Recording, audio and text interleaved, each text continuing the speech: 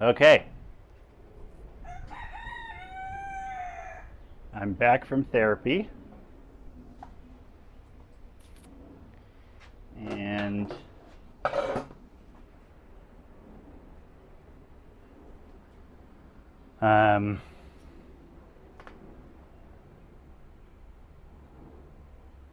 trying to think what I'm going to do. I probably should have visualized before I pressed start. But the first thing I'm going to do is apply a little more, excuse me, apply a little bit more grain filler to the other side of some of these pieces that already have a bit of grain filler applied. But I'm going to do them one at a time so it's not so tedious and not so messy. One side at a time, I mean. And then in between that, we're going to glue up this keyboard tray. And then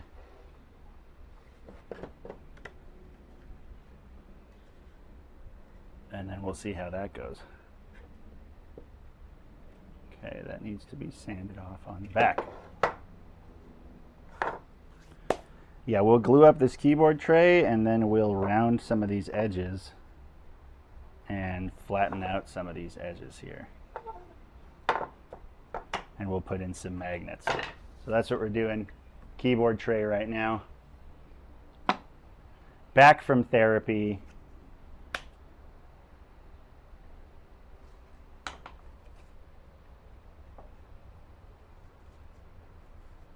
Table's become a mess. And I don't have my contact paper out here that I usually use to stop the resin from getting on the table. So who cares?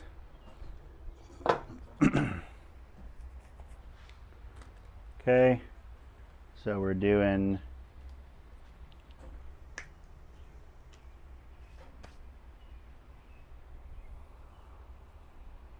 the close-up cam is actually pretty nice, I think. I'll just use this camera more for close-ups because then it inclines me to get more footage rather than having a separate third shot for close-ups on the stream. Okay, full battery.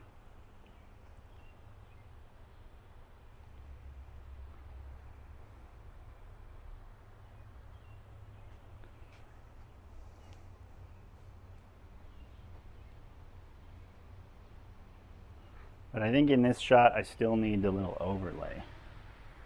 So let's go Workshop Cinema. We're gonna go add media source. We're gonna add an existing one, lower third.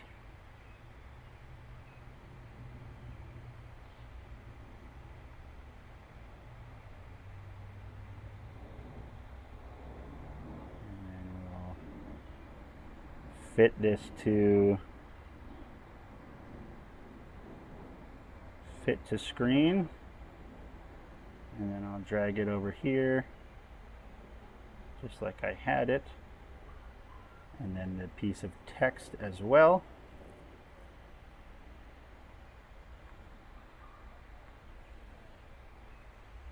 And this one goes down here.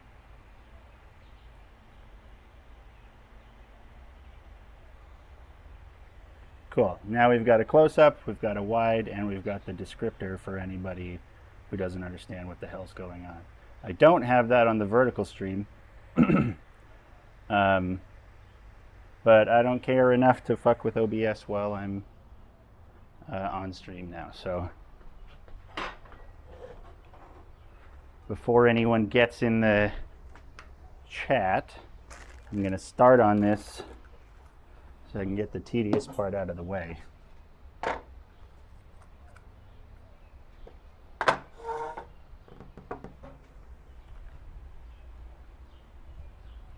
I've got two different types of epoxy. I don't know that they differ that much, but one is an adhesive and one is a finishing resin. They seem mostly the same. So I've got here T88.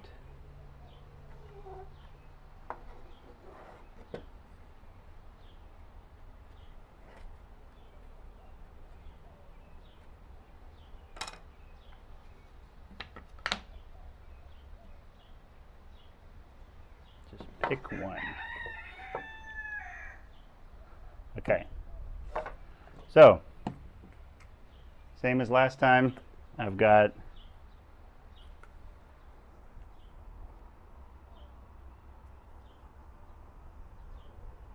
.5 milliliters of resin, 2.5 milliliters of hardener,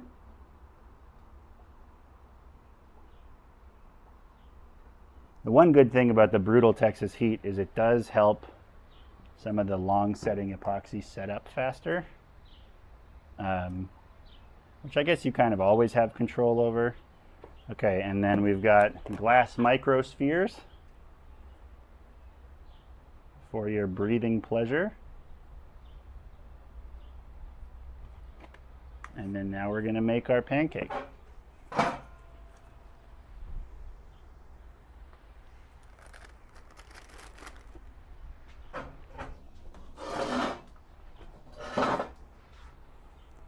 Okay.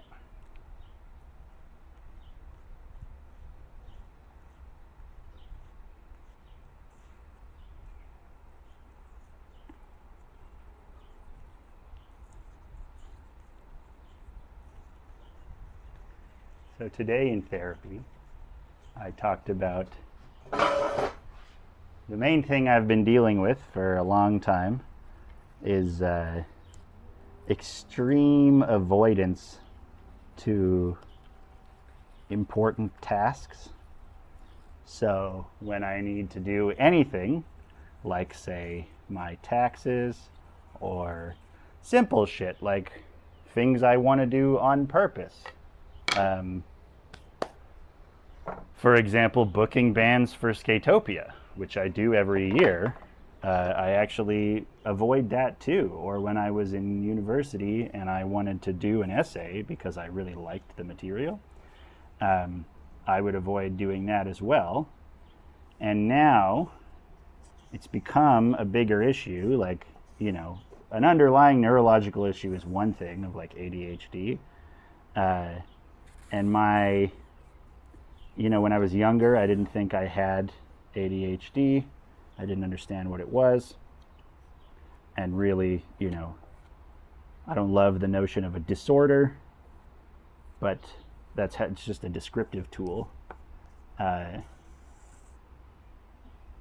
just feel like it's a description of personality traits, so we just have to categorize it somehow so that we can learn to address the symptoms that are common across people who happen to be diagnosed with those particular so-called disorders. But I do find that also, you know, there's areas where I'm much more competent than people who don't have the same kind of trouble. Anyway, the sort of conclusion we've come to over the last 3 months of doing therapy is that not only do I have the underlying neurological issue, which is, you know, it's a problem, but it can be worked around. You know, it's not that people with ADHD are totally non-functional. It's that on top of that, I've now created some kind of like really bad emotional response where I'll just sit for, instead of going to work and doing my job, which is a hard job.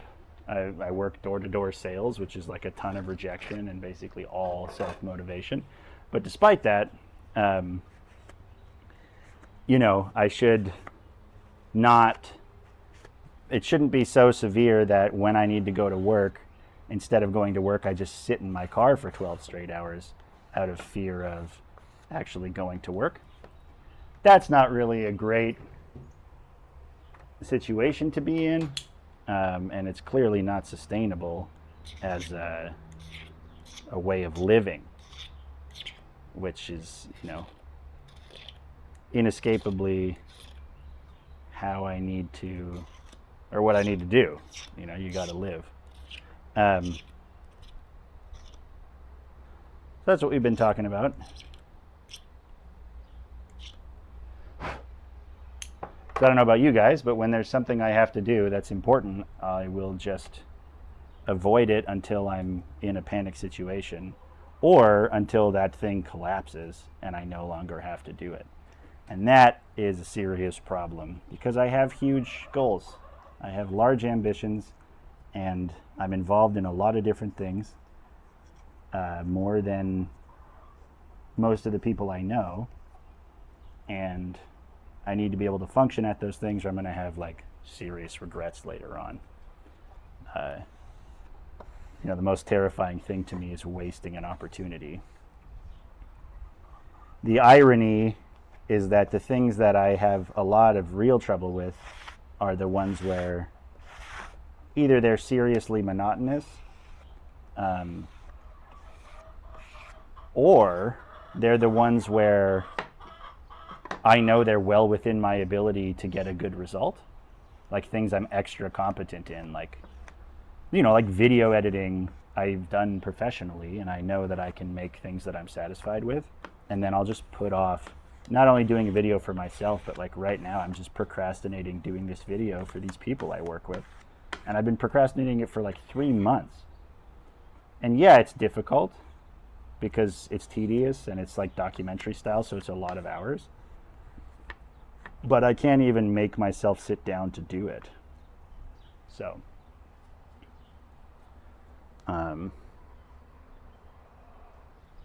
yeah, I don't really know what to do about that. And that's why I'm seeing a therapist. But boy, is it expensive. When you have no insurance in this third world country with a Gucci bag on we call the US.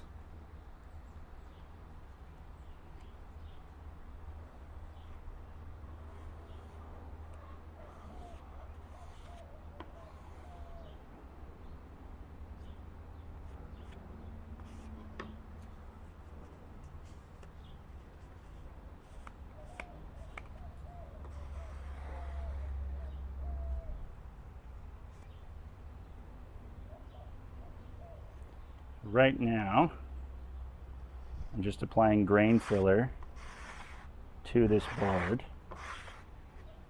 And part of the reason I'm doing these streams is to share the suffering of the tedium and monotony that comprises this project.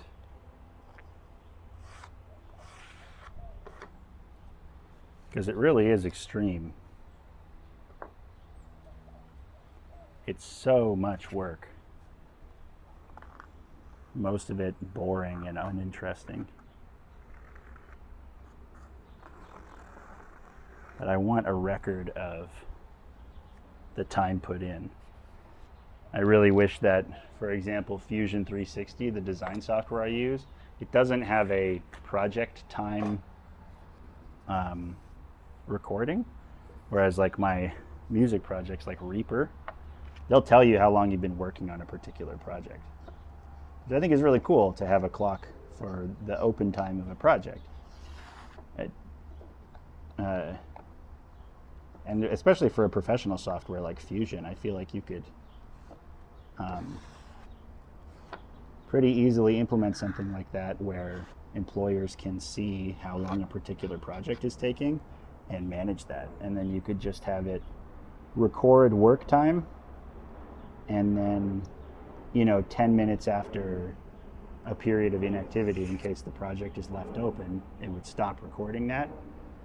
Or you could have two counts where one is continuously recording the time and then one has pauses for periods of inactivity, so you can see total open time and then maybe total work time.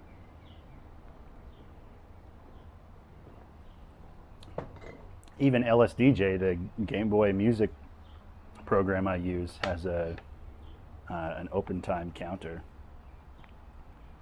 Seems like it should be essential in every shit. I didn't put the filler in this one.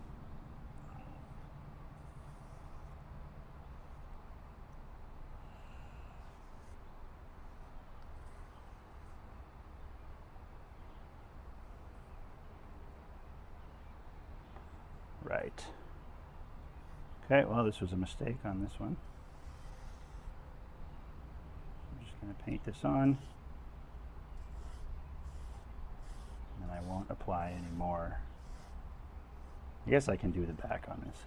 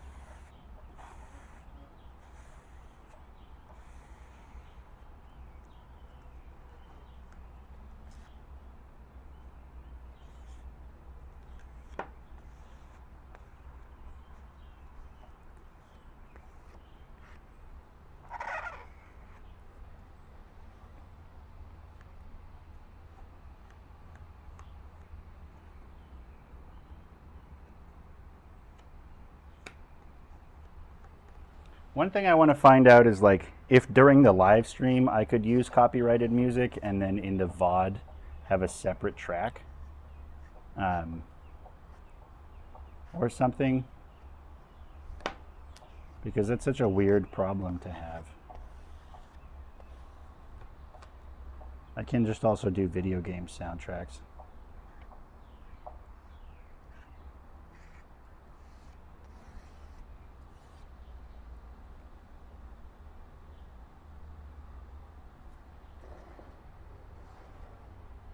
Okay, I'll do the back side of these.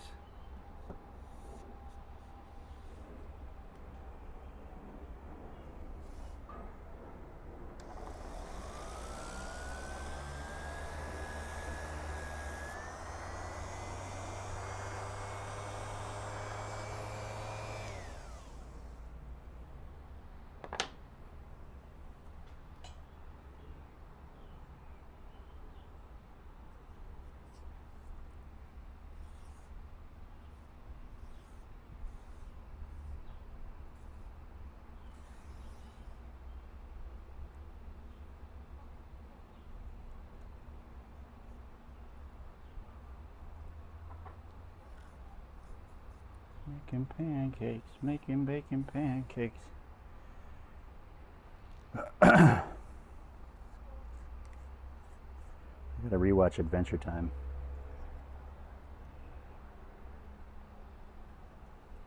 I don't know when the next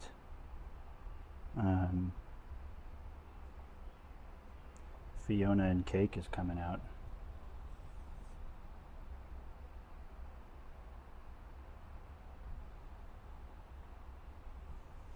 But that's a good show.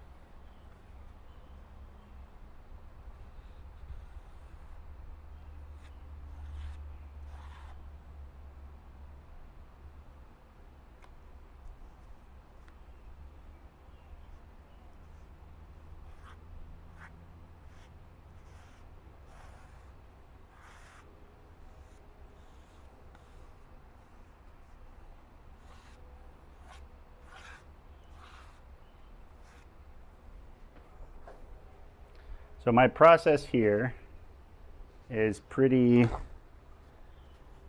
multi-layered because the end goal is to make these pieces of wood look like plastic or metal. It means I can't have any wood grain showing. Now you might ask, why the hell did I build it out of wood? Well, because I guess I could have done metal, but I don't know enough about metalworking to do that, and I had some experience with, you know, I have experience woodworking. Also, in theory, I could do it out of metal, out of like thin 2mm stuff, and even now that's a possibility. It would be a radical redesign. But the other downside is if I were to do it out of like metal sheets, rounding the corners and bending them and stuff, I think would be really difficult, and I think it would end up being much more expensive. And my concern is weight, because at least the wood is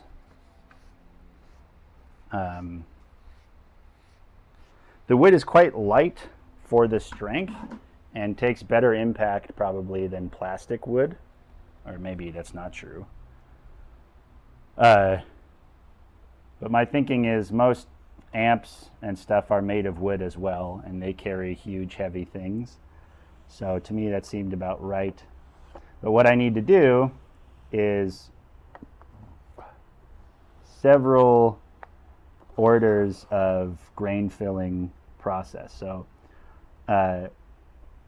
step one is to fill any large voids with like quick wood, which is a 2-part epoxy putty. It's kind of like, it's like Bondo. It is Bondo. And then that's for any like large gaps where I actually have to sculpt a piece. So if there's a large chip out on the wood, or an actual vertex that needs to be sculpted, then I use that stuff, which is pretty rare. It's kind of like using green stuff in Warhammer. And then the next level is a slightly less thick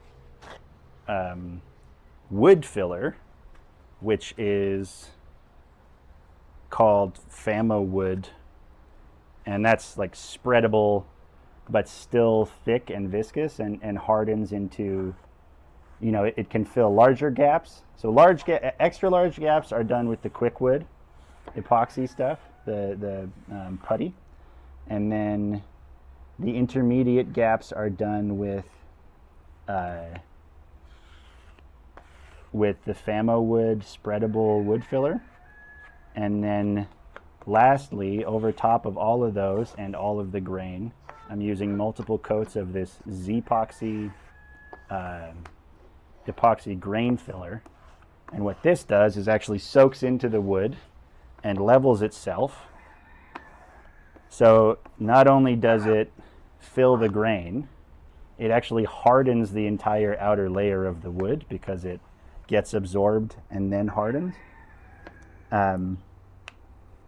And that's done to fill any of the grain gaps, so that once I go to prime and paint it, hopefully I have no grain showing. The challenge with that shit is that it's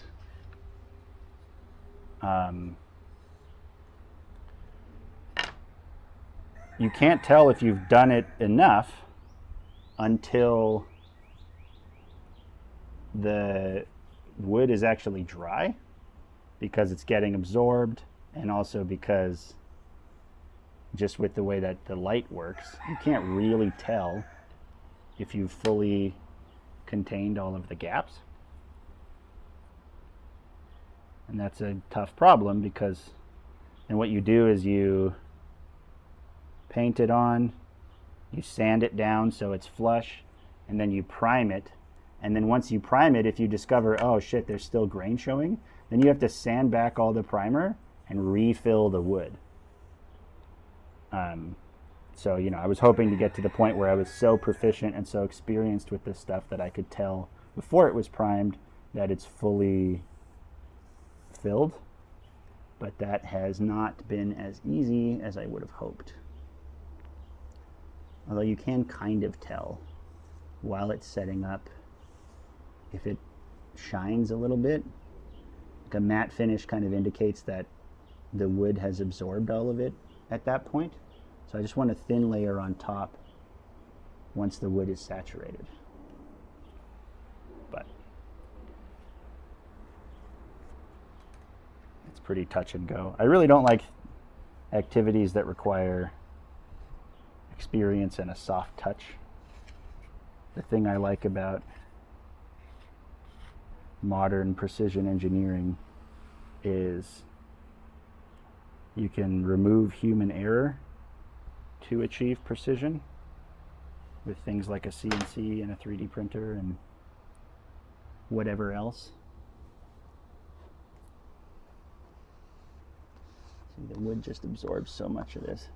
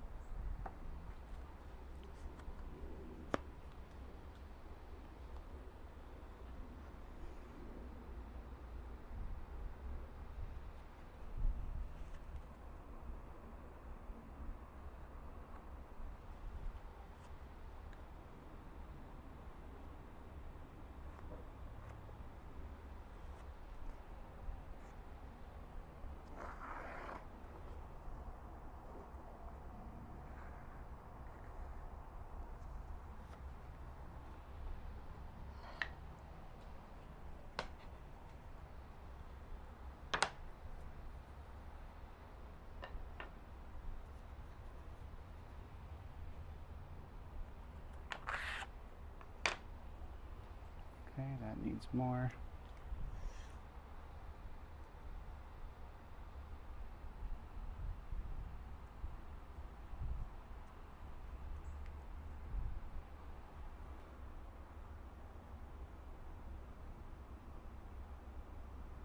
So I'm discovering also that the Famo wood filler is less absorbent than actual wood, which makes sense. So on those areas, it's not as absorbent.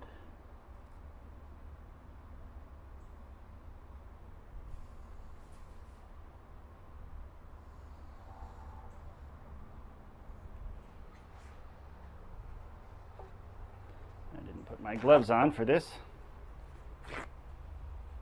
which is great.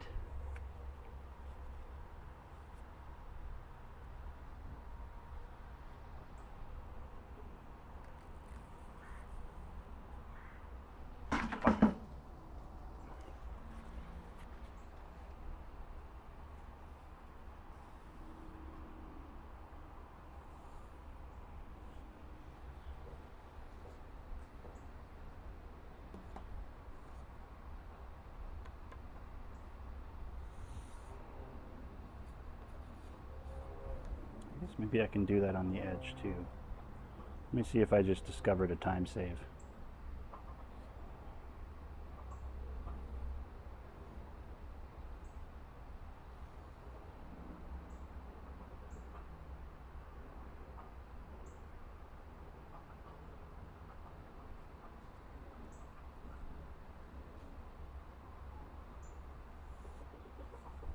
Because end grain is so thirsty.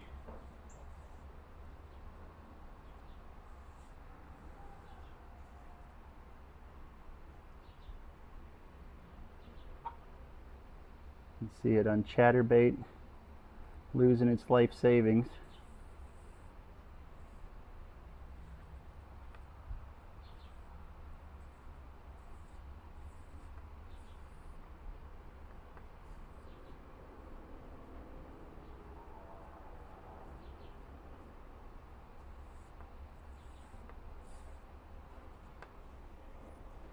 You know, I have one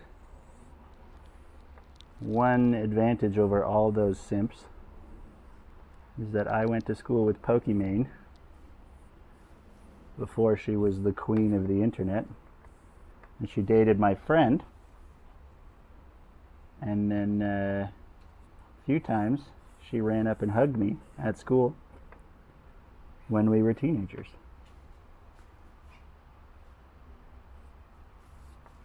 Really regret not fostering that friendship long term.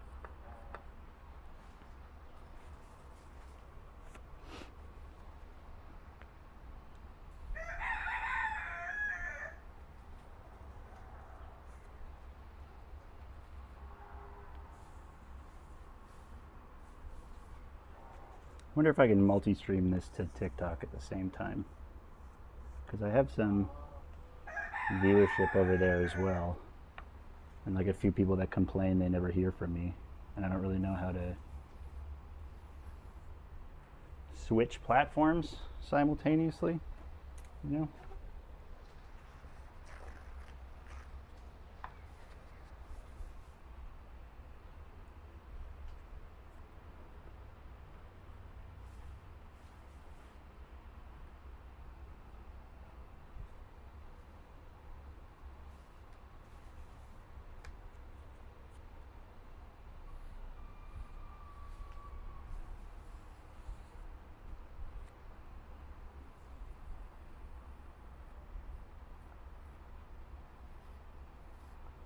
Yeah, maybe I can just do end grain with the epoxy and skip the layer of other shit.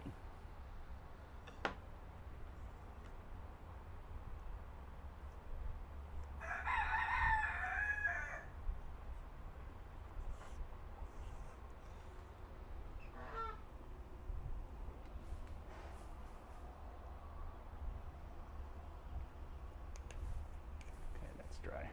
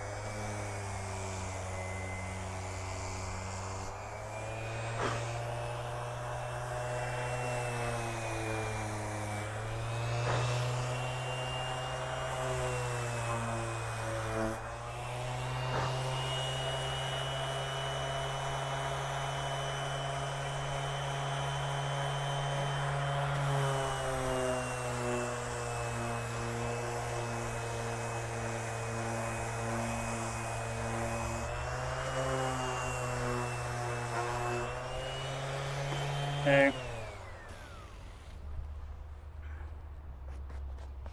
Where's my wood block?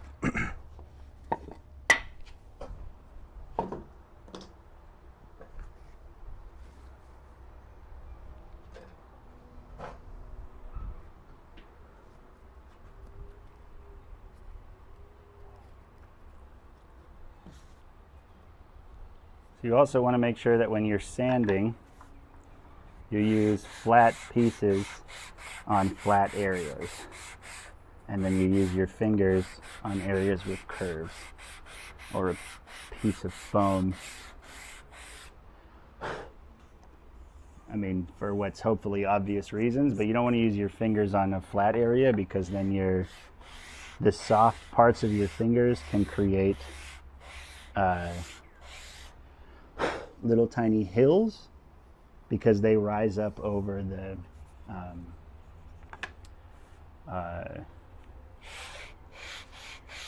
they will allow high spots because the hard parts of the pads of your fingers will push into the wood more.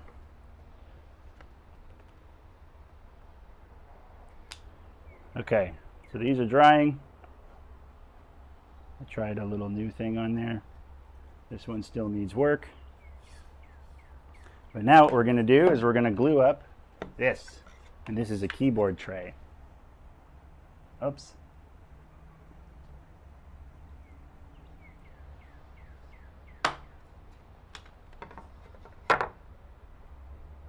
These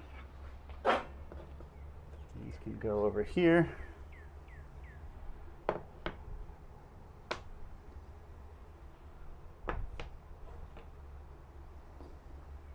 As they dry.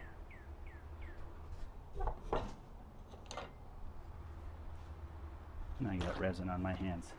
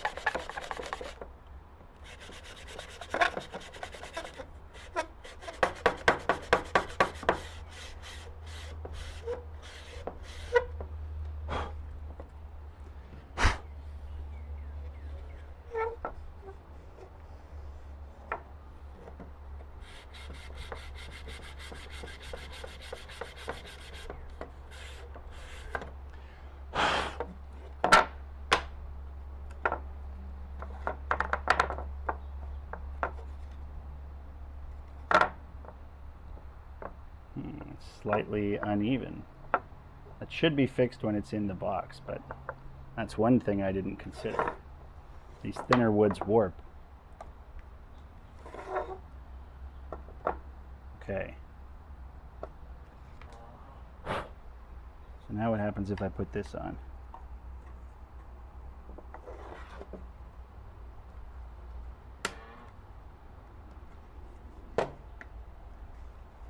So here's what the tray is supposed to look like. It's got this lip at the front and then the keyboard sits in there. I don't want to get it because I'll get nasty resin all over it.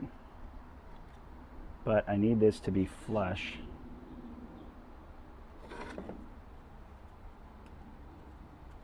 With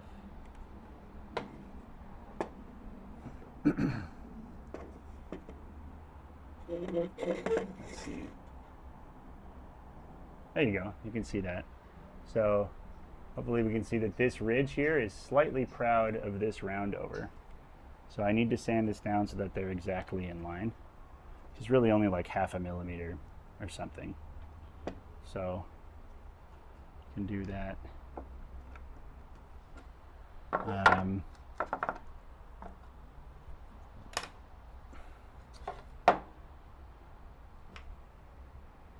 Should I do it? Should I sand this or that?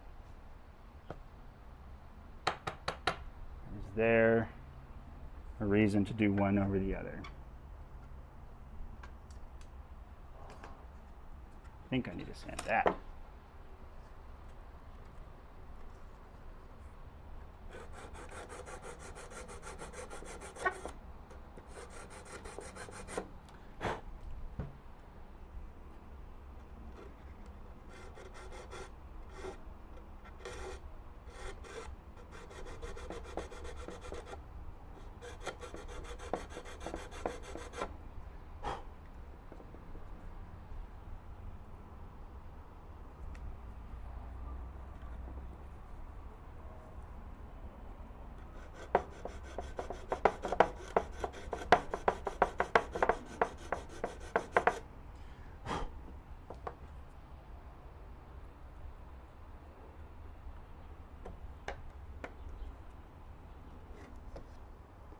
Still not enough, but almost.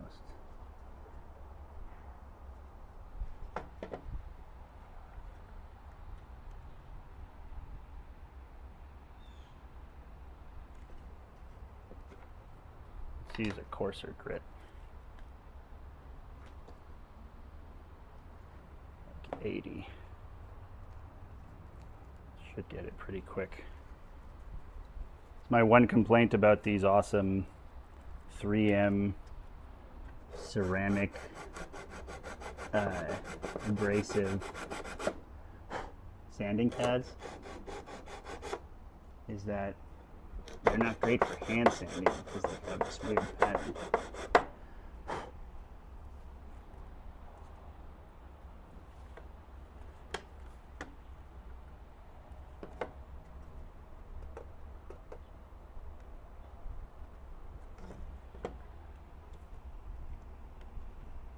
No, not yet there.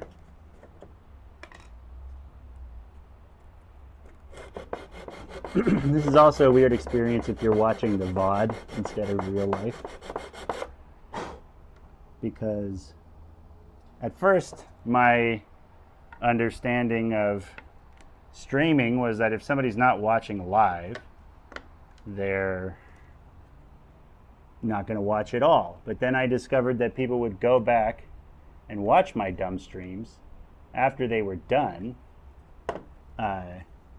which really is shocking. So now I have to talk as if there's something going on while I work for the few people who will be watching later.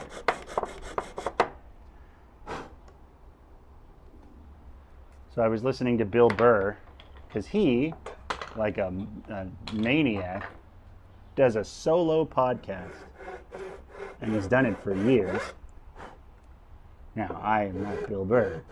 I don't even think I'm particularly funny. But I do like jokes, especially the ones that make me shocked that I said them, you know? Where I'm like, God damn, I can't believe that came out of my mouth. And he just freestyles and talks shit for an hour a week. And I'm thinking constantly. And I have lots of stupid ideas. So I think I can talk about stuff. Earlier I was talking about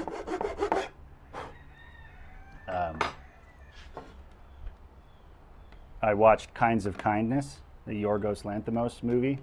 It's cool that he's become this like successful director because I've been watching his stuff since Dogtooth came out, which is an incredible film. And I was trying to figure out he's one of those symbolic directors who actually has, I think, a stand-in for all of the, like he's trying to say something with the piece, unlike David Lynch, who is interested in the way that his own ideas are then co-opted by the viewer. Whereas I think Yorgos,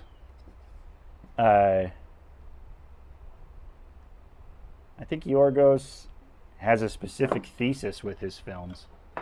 Dogtooth, for example, much like I think many of the themes in Kinds of Kindness, is about like, you know, maybe systemic oppression or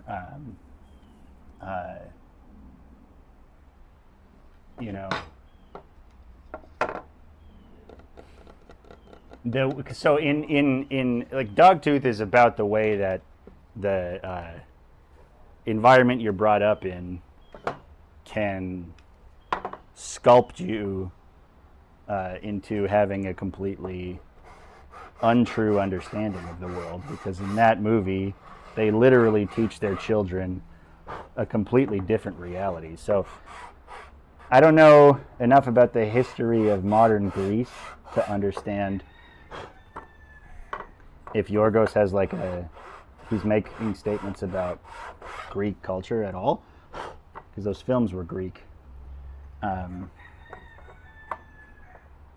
But I mean, the way I read that is how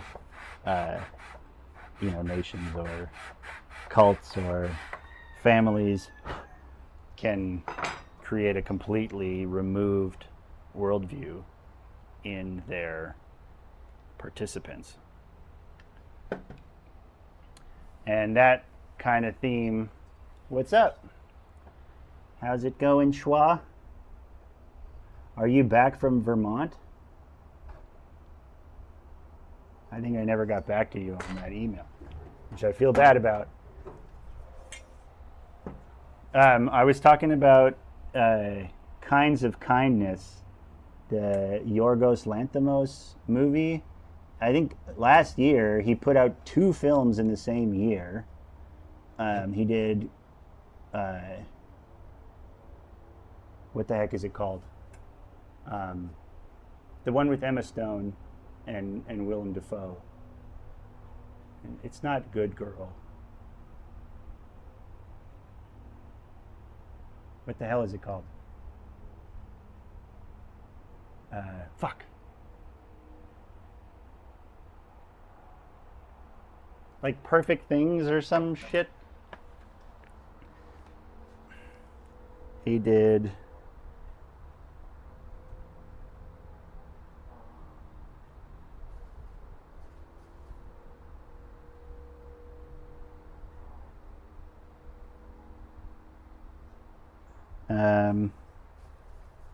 He did. Sorry, I just got a work text. He did Yorgos Lanthimos. What the hell is that called with Emma Stone? Poor Things. Jesus Christ. Anyway. Yeah,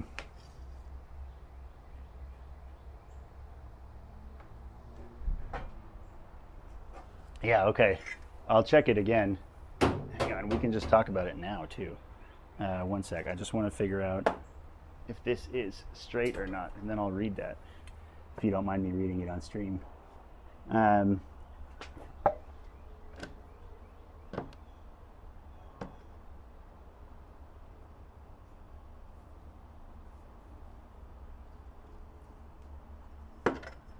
Fuck! Whoops. I gotta swear less on the internet. See, now I don't know if my rulers are straight. Yeah, Poor Things was awesome. I don't know if you've seen any of the other Yorgos movies, but I was just talking about his other one he did, Kinds of Kindness. And, my read on most of his stuff is that it's pretty, like, transparently political. There's, like, different kinds of symbolism in directors,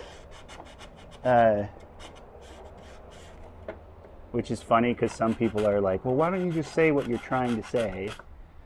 And I agree with Lynch's point that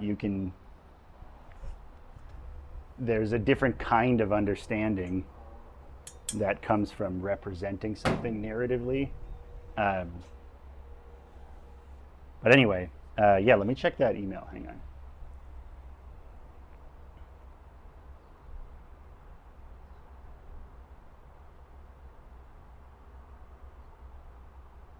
I got bands harassing me for Skatopia set times. Sophia, okay. On a trip to Vermont.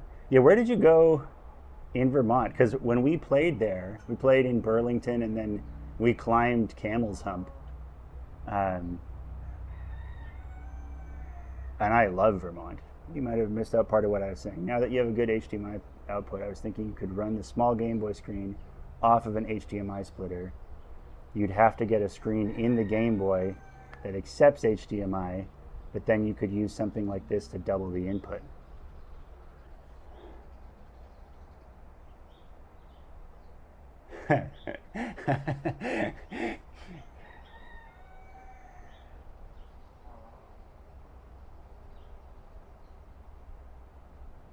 You know, I'm angry at you for the idea because it's possible.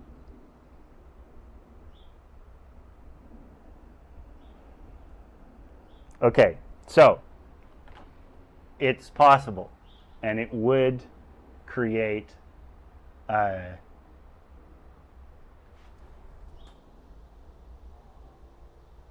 exactly. Yeah, I agree with that. I agree with that. But okay, so we'll talk about the idea with the HDMI. So, okay, the way that I think you know this too. I don't know, do you like do mods at all? Because you have a lot of knowledge. Uh, the fucking the display that's in there right now has a logic board, like a PCB, and that receives the um, like the display cable from the color. There's just like a single ribbon cable that wraps around the motherboard and then goes to that PCB, and then that PCB has logic that translates the video data into something that that little IPS display can handle. I think it's from an old BlackBerry. Oh no, is the duckling alone? Oh no, okay. But the PCB has the HDMI output on it. The only problem is when I plug into the HDMI, it switches off of that. So what I would have to do is go from the HDMI, and then I would need a separate driver board for that specific display or another similarly sized display that would go back to that.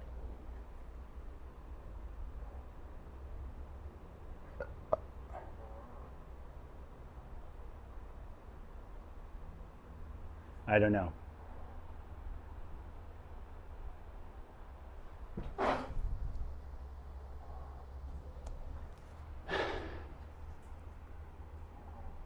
The problem with like using little displays is you usually need also a driver board. So for the main display, because displays are dumb, this is something I had to learn to figure out what to do for the central display. I had to like buy raw hardware parts. So an LCD panel is just one component of a display assembly. The panel essentially just receives what they call LVDS instructions. I don't remember what it means, but essentially it's just the like amplitude signal for the different pixels. So there's very little logic in an actual LCD panel. It's just per pixel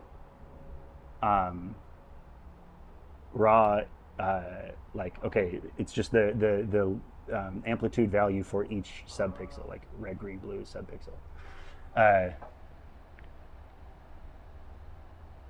No, but it's something I would like.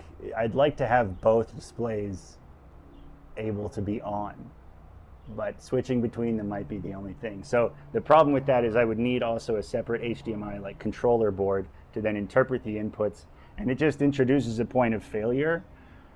And I think I shouldn't fuck with the fact that I'm just assuming that every connection to some outboard component is another point of failure. So the fact that I have the HDMI cable going straight to the main display means that if the main display fails, I can switch back to the Game Boy, and it's this self-contained system, and I can use it as a fallback. Whereas if I introduce a display intermediary, then it's another point of failure and I lose that redundancy. So unless it's the case that that HDMI board could, in theory, actually output HDMI and go straight to the main display, that's possible. So it could be the case that I could just disable the power line from the HDMI cable or something like that. rather than introducing a new component, I think it's possible I could alter the logic on that board. But that's something to think about. It's not part of the minimum viable product. So that's something to consider once it almost works, and I can always add that on afterward. Because you're right that that would be ideal. Okay, I'm going to glue this.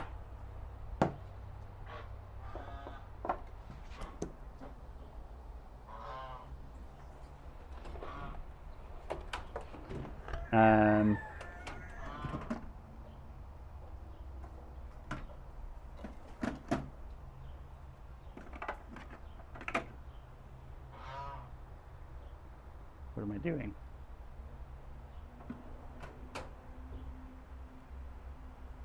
Okay. So now we're going to glue this little front piece on here, and then we're going to do some grain filling and stuff on this board and sand it all flat. So I go like this. This is just the epoxy mixing stream. It's basically all I did on the last one. The other unfortunate part is that the videos I have released are not up to speed on my progress on the project. So I don't even remember where I was in the last video I released.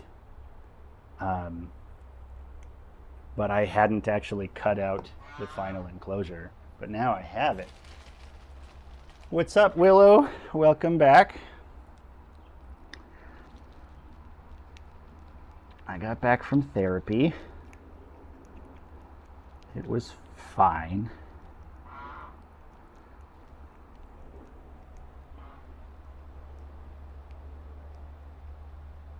I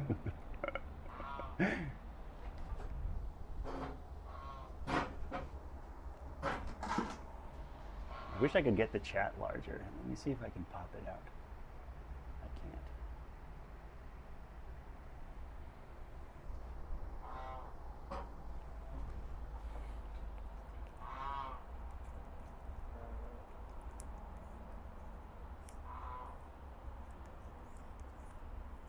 Yeah. How was Vermont? I don't know if you... Did we talk about that one sec?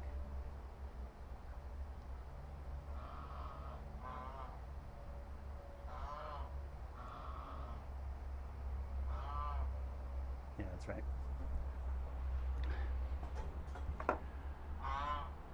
Yeah. I don't know if you guys have the same problems I do with getting things done. Like, that's what I was talking about in therapy.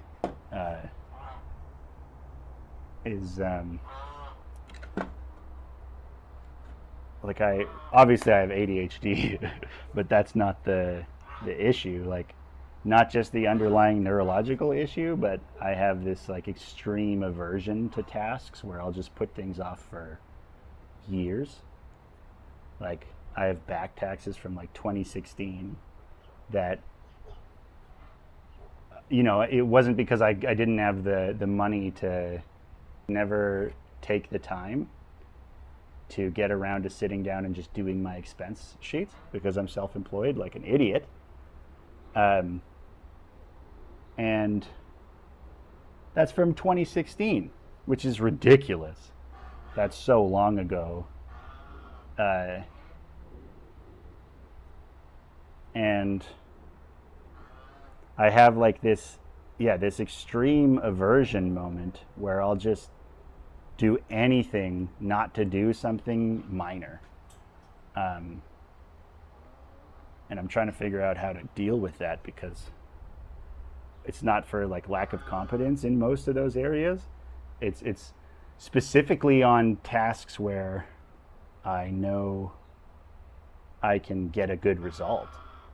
Because then the problem is, if I know I can get a good result, now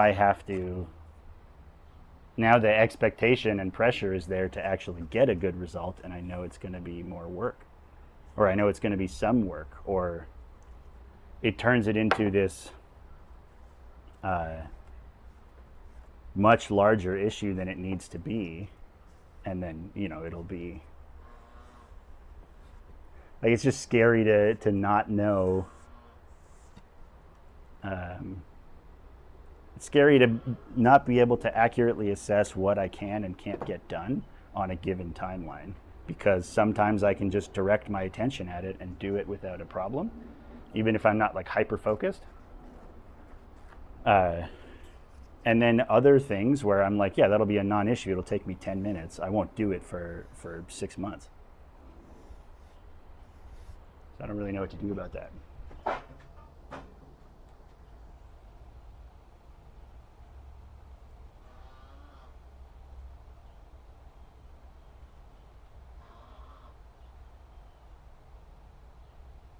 Hello, Master Control Program. You must be Chris.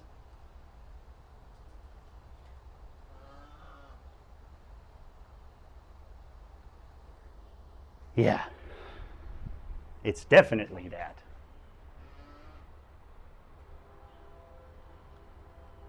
But we're working through trying to figure out, like, the avoidance is one thing, and then when I'm avoiding, I'm also having this like nightmarish fight or flight experience. I just want to be able to I just want to be able to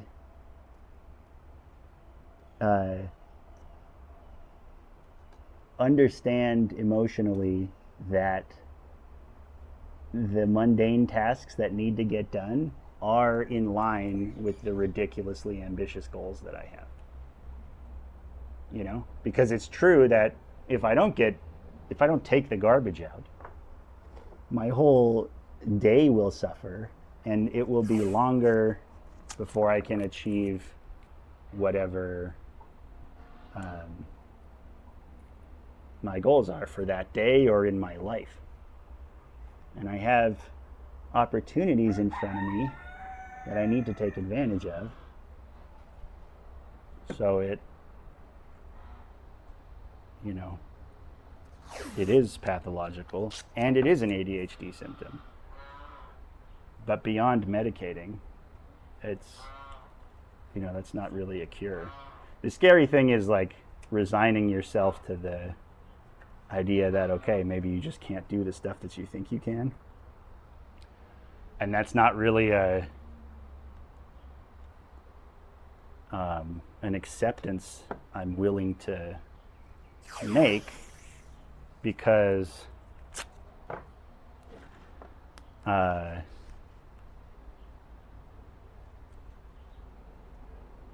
think it's better to think you can do a bunch of stuff and then keep encountering things you can't do, because on the off chance that something that sounded impossible was possible, you're only going to be able to get it done if you operated under the delusion that it was possible.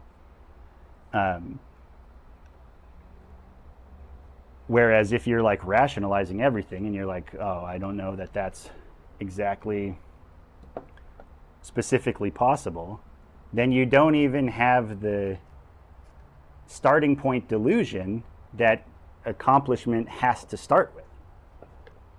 Like, every task starts with the hope that it's possible, otherwise you would never start anything,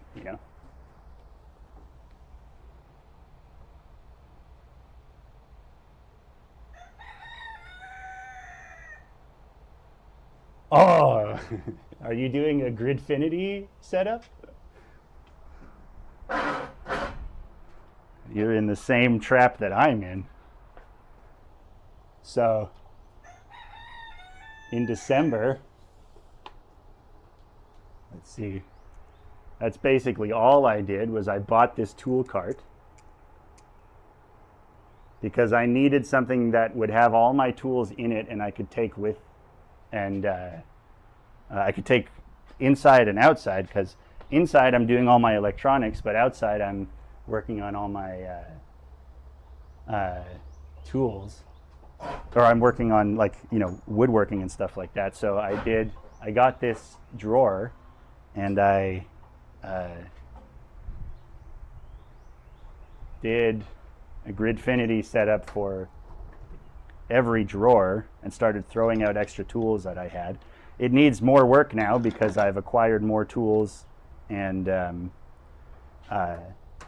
some changes need to be made. But I did find that this is the first time that I've actually been inclined to put things away while I'm working on them. Just because the experience of putting something into a custom fit hole is like immediately satisfying. So I'm excited in that moment. I'm like, oh shit, I could put this in a hole that's exactly designed for it. And I get a little dopamine hit just from doing that. And then I also,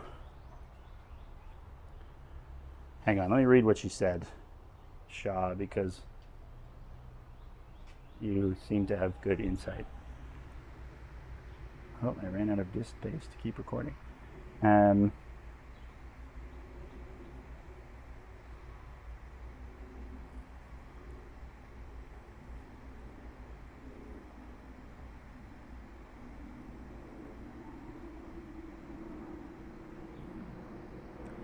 Yeah, okay. So, yeah, I like what you said, like tying,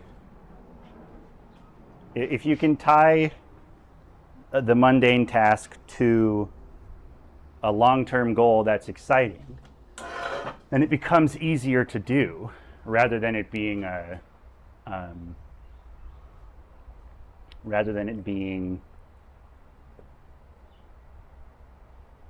you know, like in this situation, it seems obvious, but if someone just told me to go sand and fill wood, I would not do it because the activity itself is such bullshit. But of course, because it's part of a long-term thing, I've sufficiently associated doing this sanding work with the long-term goal of completing this project I care about. But it's hard to do that with every aspect of your life, you know?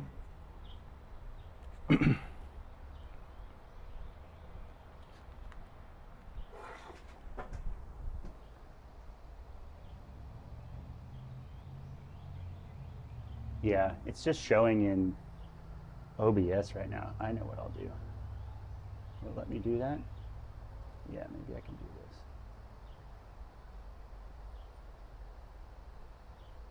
Well, that didn't change the font size.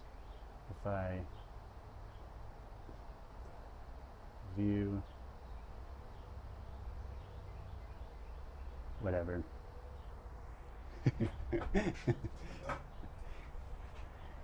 No, don't tell me to do that because then I won't do it. The funny thing about like trying to impose a schedule on myself as well is if I like somehow a schedule feels like an imposition rather than the liberating thing that it's supposed to be, which is again just totally insane. I so wish that I thrived on routine and was hungry for it.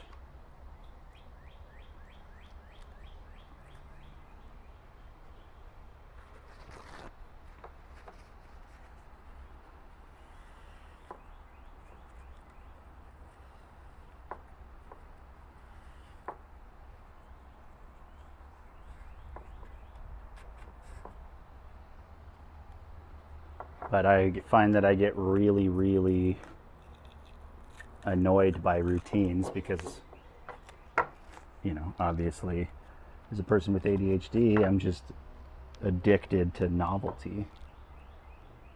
Which is why I constantly travel and I'm involved in so many different things.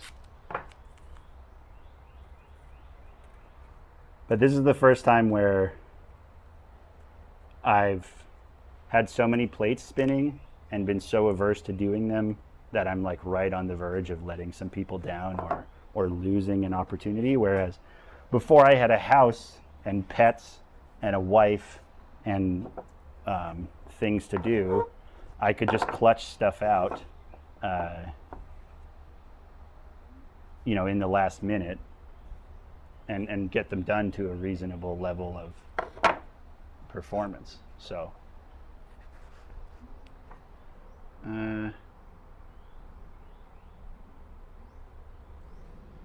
okay, that's glued.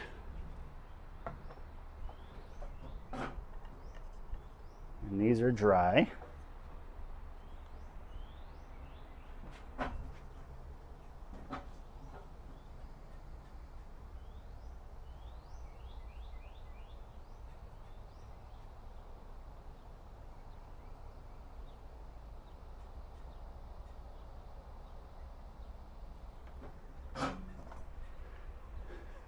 That's a good point too. It really is shocking how much yeah, it's really shocking how much of my behavior was in service of being sexually marketable. But then my wife's so good looking and such a good person. You know, what was I going to do? Not marry her? Plus, I got the green card out of it.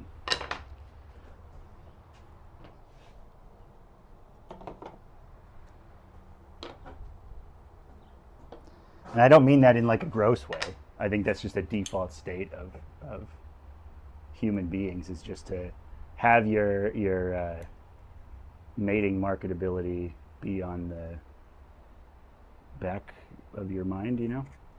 The funny thing with this too is I was thinking about, why am I so compelled to build something like this? And I think it's just like my prehistoric urge to like build shelter and construct things that would have been valuable in a hunter-gatherer context doesn't have anywhere to go, so I'm just directing it at some absurd project that doesn't really make any sense.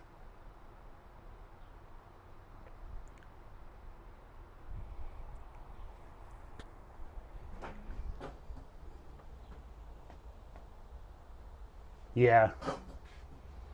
Well, that's another problem, is my accountant sucks. You're so smart, Shaw.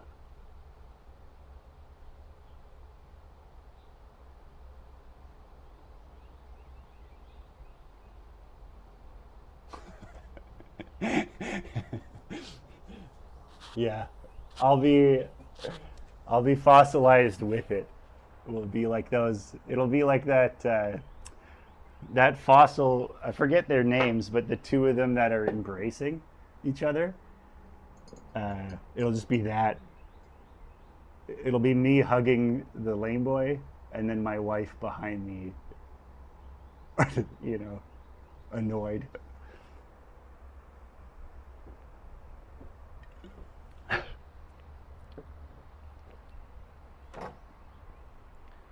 So I know that master control program designs clouds for a living. I don't know what you do, Shaw, or what Willow does. Yeah, the glass beads were just to thicken the epoxy, and I still don't know if it works or not. But we'll find out. Okay. Okay, so one thing I'm going to do now, we have, this is the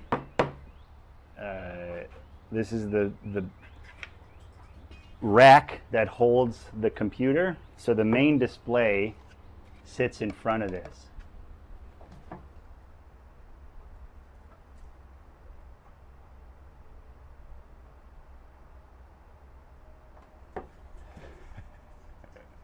I don't know if I would call this a living.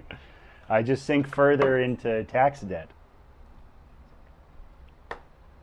The really frustrating thing was like, when tax season came around this year, so I moved from Canada to the States.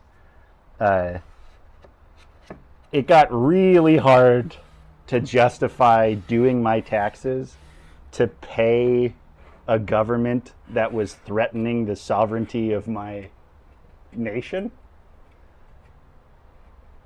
So that was tough.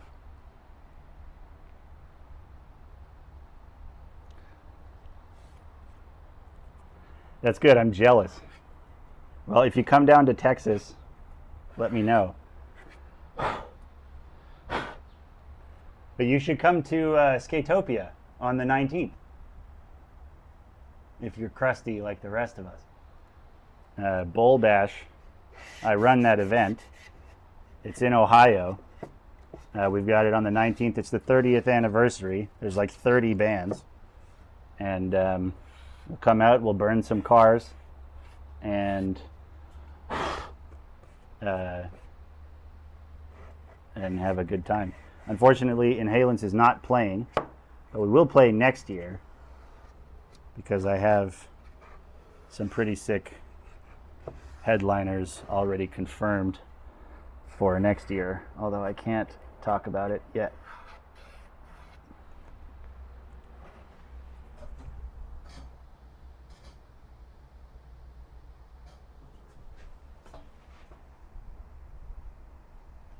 I love Maine. Oh yeah, that's right. I forgot you're in Portland or something like that, right? Yeah, I'm still in Denton. I'm there right now. I guess I'm just doxing myself. You guys can check the star patterns in the reflection in my window here and find me like they found Shia LaBeouf.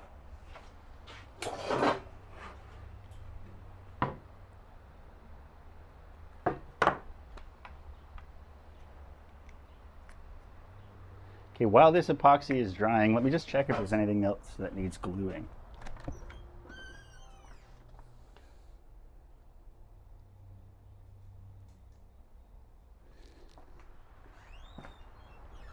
No, there isn't.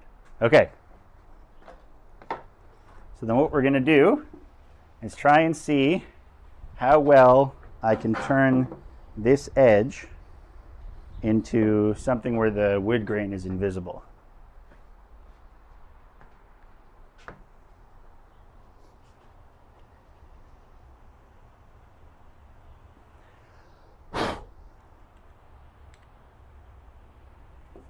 So if we look here,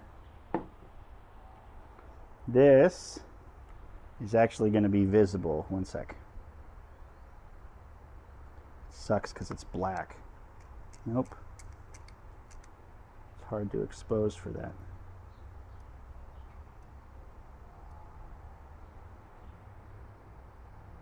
And for some reason, Fuji doesn't let me just map ISO to a dial, which is really dumb. Do you see that? How you can kind of see the wood grain through the paint?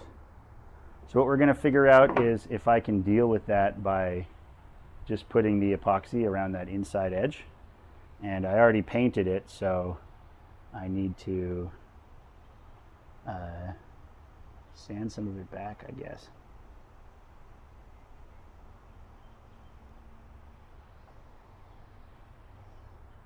I'm just going to record this. Okay.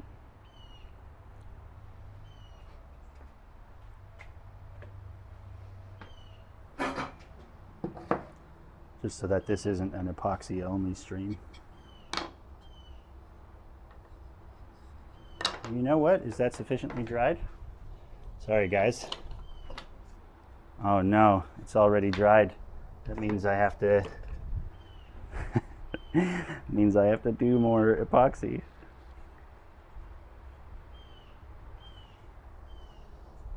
Too bad, I thought I had time. You guys ready for more pancake batter? One second.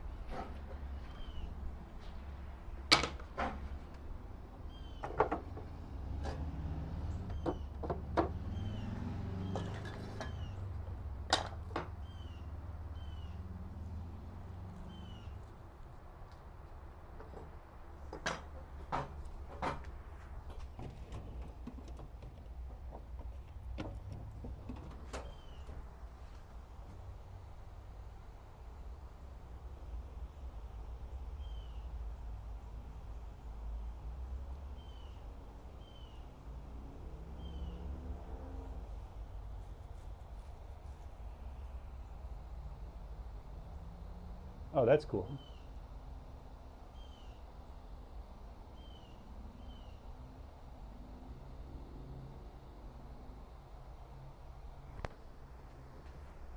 Yeah. So for a while I was doing the Famo wood. So I've got 3 grades of filler.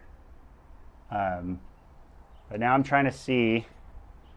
So for anything like super thick, I'm doing, because the epoxy is pretty thin even with the thickener. And I can only add in so much of the glass microspheres. So I'm using the Famo wood for like mid-grade or medium-sized gaps.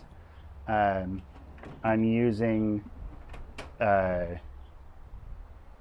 epoxy putty, like quick wood, for large gaps that might need sculpting. And then on top of any of that, I'm using the epoxy because the epoxy is going to get absorbed and actually hardens the wood itself. But it's so light that, I can't do any building with it. So I was going to use Bondo. The problem is Bondo won't expand with the wood, so it'll actually pull away.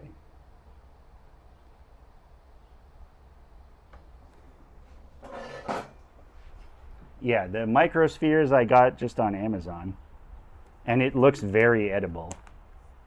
It's the finest powder. And I really worry that if I'm not wearing a mask, it's just going to stay in my lungs forever. But that's okay, we'll all die of lung blast. Slow wood, quick wood for large gaps, slow wood for small gaps. Yeah, exactly. Okay, so look at these.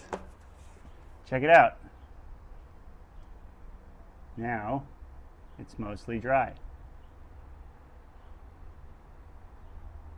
So, I'm gonna do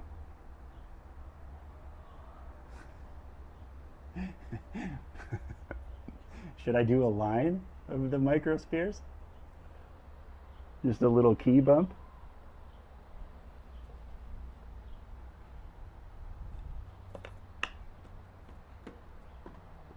Still a little tacky, so it needs a little bit of time. Okay.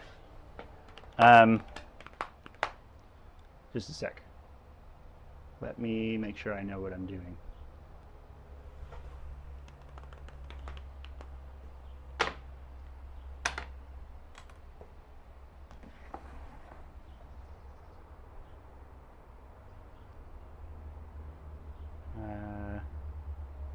Yes, let's go get the thing I was working on yesterday. I'll be right back.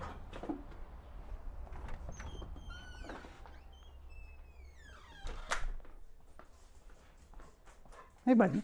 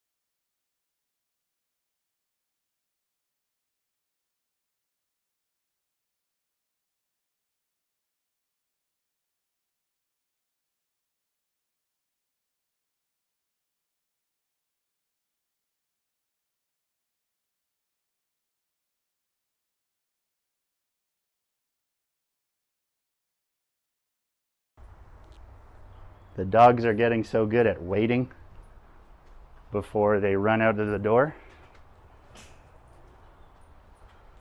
The little dog is pretty new. He's like 10 months old.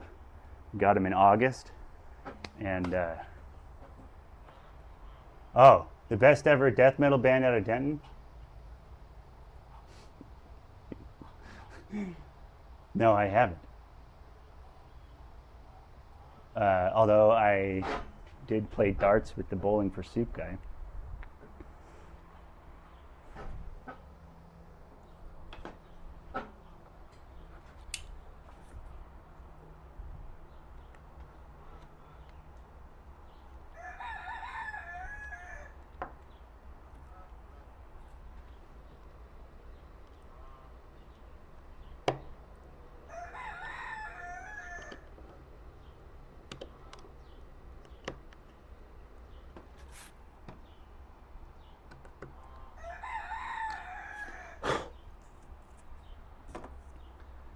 The other thing that's causing me stress with this is actually, I was going to put this in a video too, but I can tell you guys because you're in the in group.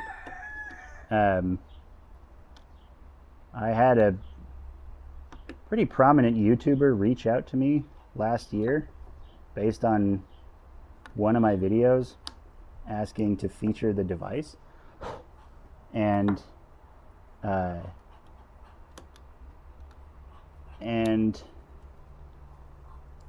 right before that happened was when I was quitting this design studio that I was working at. I mentioned it earlier today, but I got a job on the back of my design.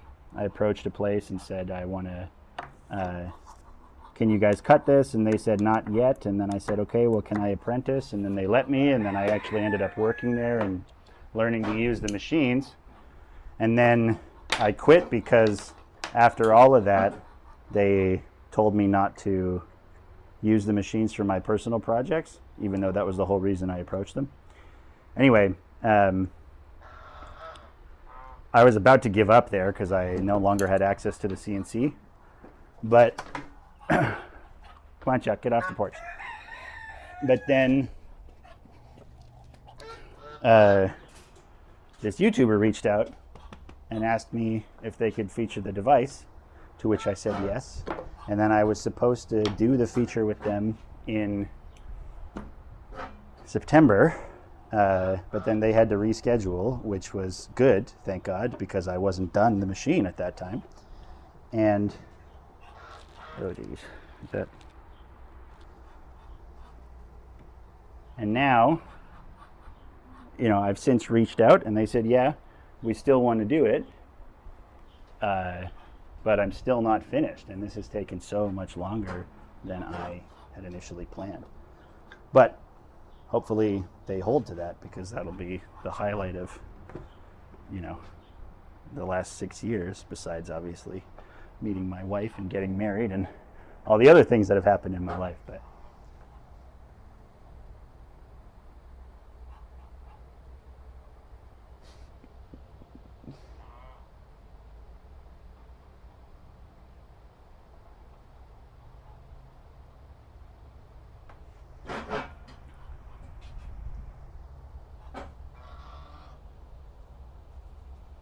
really, I was looking for that, for a filament that was appropriately colored that I wouldn't have to paint, but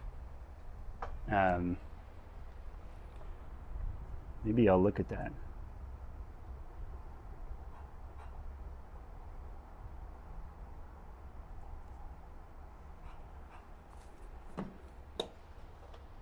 So check it out. Here's the centerpiece, fully glued and assembled. And I rounded over these edges. And I can see some like minor errors, but I actually think it's pretty good. Let me see if I can get an angle on these edges that need work. I'm trying to think what the best way to shoot this is.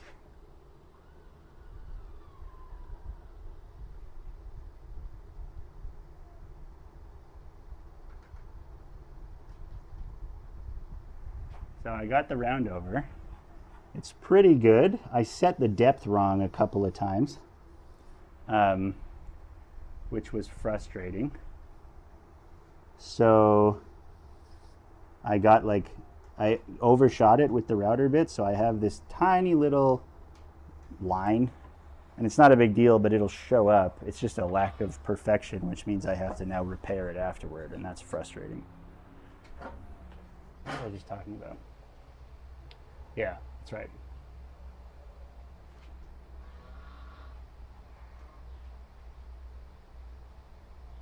That's sick.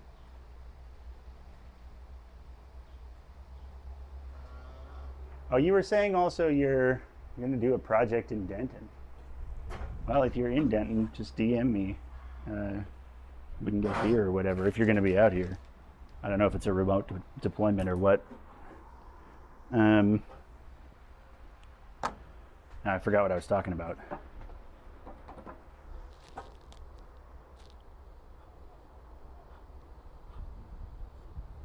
So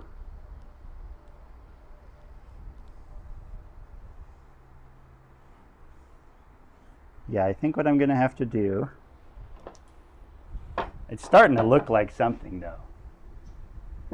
Like, check that out. Let me get the exposure down a little bit. Oh, other way.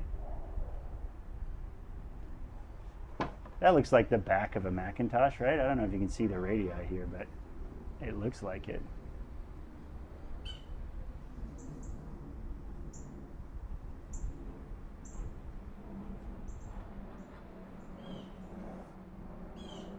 Yeah, I think what I'm gonna do, Shah, for filling that, like right now my solution, the process I have, I think is working.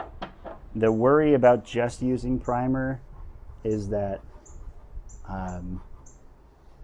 if the grain, like because the end grain absorbs it differently, I think I need to put in a layer. That's why I'm using the epoxy stuff, because that will get absorbed and then seal the wood and then stop the end grain from absorbing at different rates of the paint. So what I want is for the wood to basically make no contact with paint. So that's why we use the epoxy filler shit. But again, this is all something I'm kind of inventing as I go, and I'm using like guitar finishing strategies and then some automotive stuff. And I really, really hate finishing anything because it's so complicated and messy, and you can make a lot of mistakes. So let's go with, so you shouldn't use the orbital sander on rounded edges, but I am going to do it just to even out this little extra ridge that I was talking about,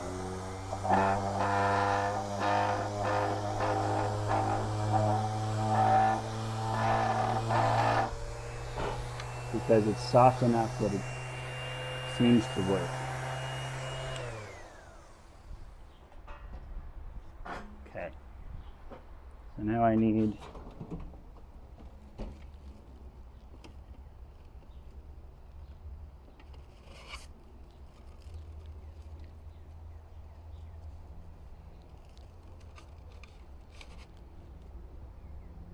yeah, 320 will work.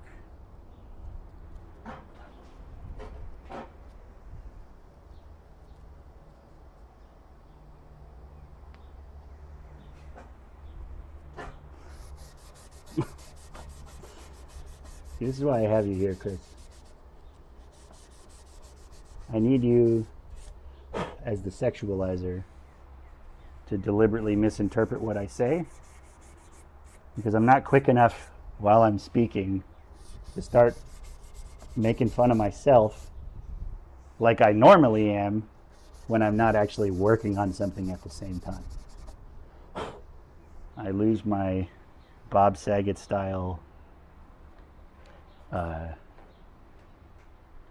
like self-roast, where you say something and then make it stupid after you say it. So I appreciate what you're bringing to the table here. It's actually invaluable.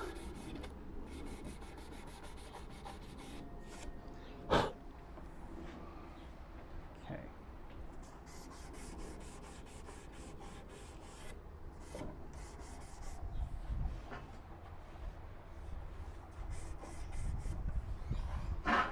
Okay, so I round those edges. And I do the same here.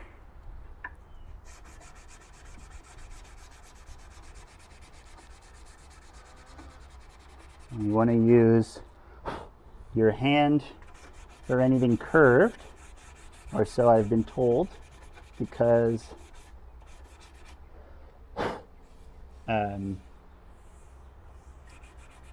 if you use something flat, you'll get ridges.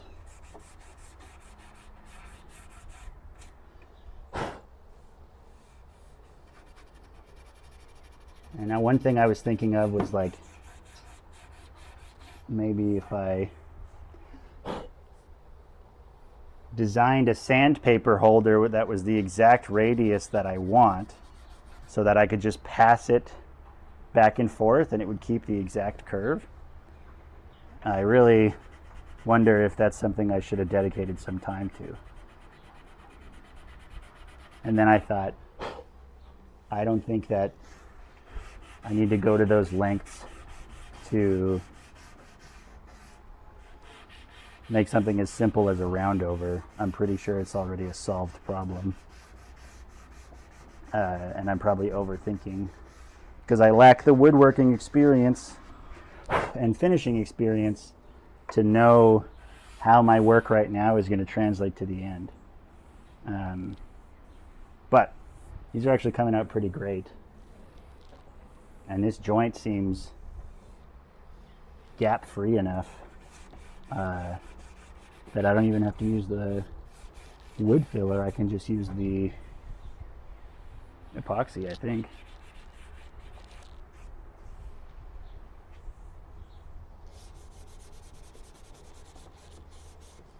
That's pretty cool. Okay. So check this out. What sounds like scope creep?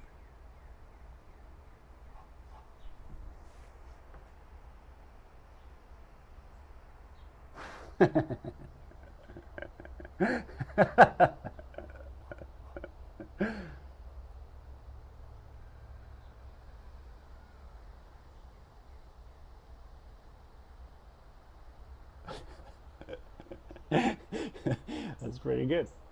I like that. I like the risk you took, and I encourage it.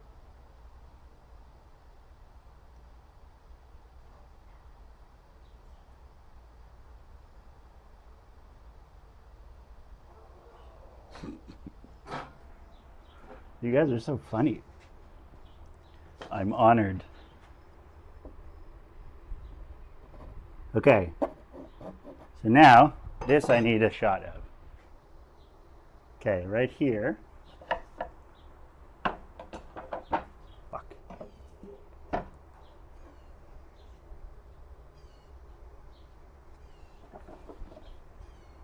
We need a microscope shot.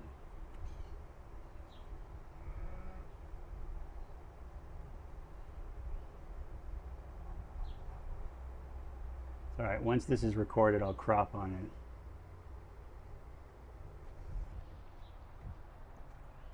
That's all right. If we, I think the joke there was not to slur. I think the joke was the irony in that moment. Like the other day, someone asked me why I don't wear shorts, and then I said, "What am I, gay?" The joke being not that there's anything wrong with being gay, or that shorts are gay, but that my masculinity could be so insecure that wearing shorts would call it into question.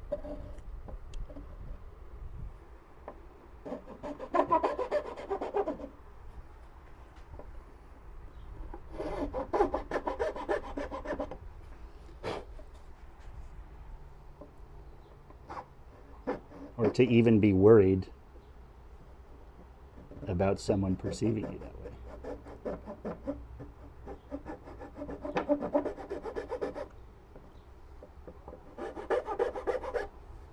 I'm worried I'm going to look up after I said that and the chat is going to be empty.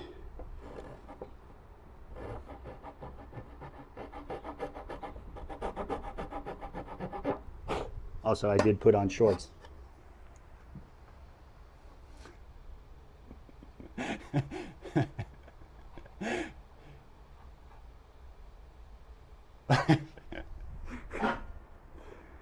Yeah. Well, I do like saying stuff where I'm joking in Texas, and that, like, to bait bigoted people into agreeing with me. That shit is hilarious to me. Like one time, oh, this is a good story. Okay, so one time I was in West Texas,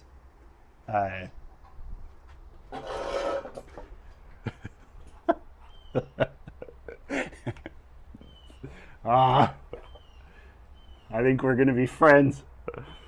One time I was in Texas, or in West Texas, and I was in this pawn shop, and I was talking to this guy for an hour because he was like, God, they were just awful. Not because they were Texan, but because they were like super pro gun. And then he was talking about all of the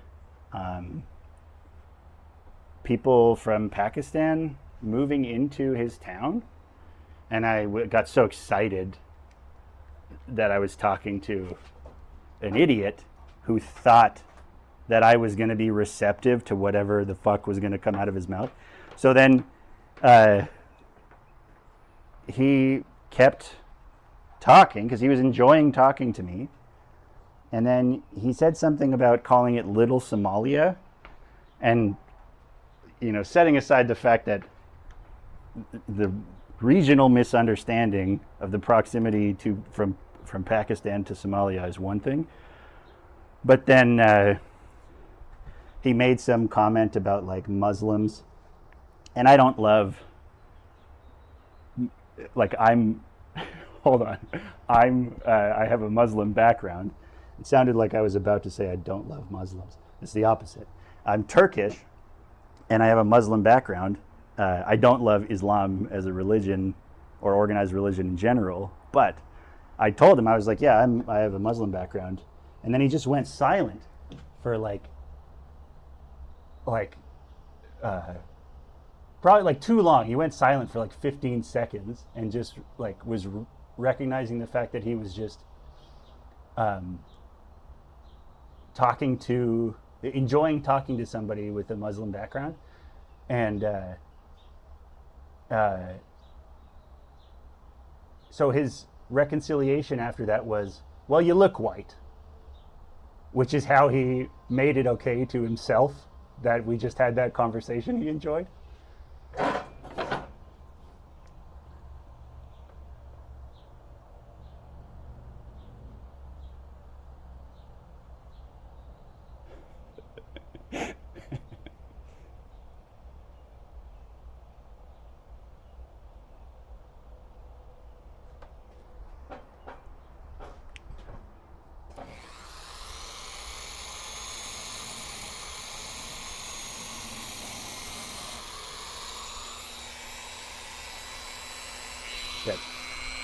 Okay, this is the wrong tool for this task. I need to trace this radius. 3/8.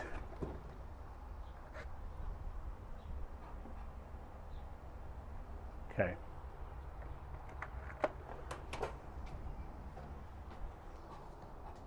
Okay, so I have to take this out of my router, which is always a challenge.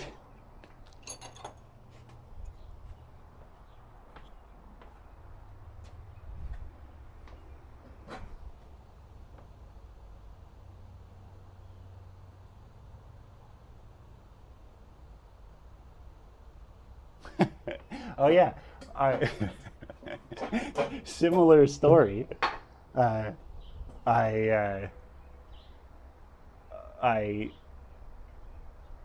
was. Let me think about how to condense this for the internet. So, I was living in Detroit for a while, and then I went on a few dates with the girl who was working the front desk at the hotel that I was staying at. And then she sent me this screenshot of a text, like after we'd been on a couple dates.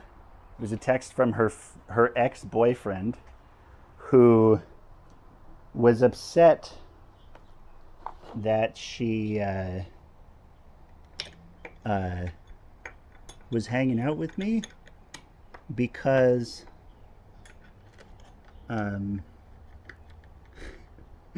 because he thought I was Arab, which, one, that's not a problem, but two, Turkish people are not really Arabic, But he was just so upset that she had done that, even though they weren't even together. So his logic was, because she was like, or he was like, you fucked an Arab. Jesus. I'm getting too comfortable online. Anyway, he said that to her, and his evidence was Turkey borders Syria. That's how Arab that country is. And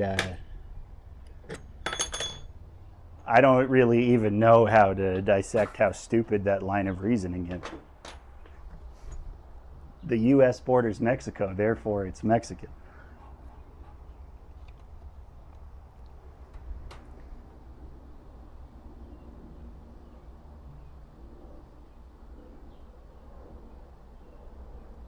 Yeah, it's pretty shocking. Pretty shocking. Also, hilarious.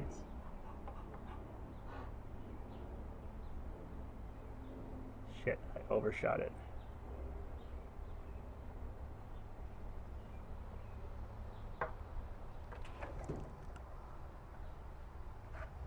Okay, so this is how I'm going to do this.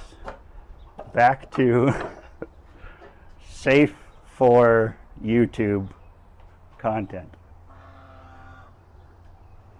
So these little ridges have to follow the same curve. There's a little indentation. Yeah, exactly. That's right.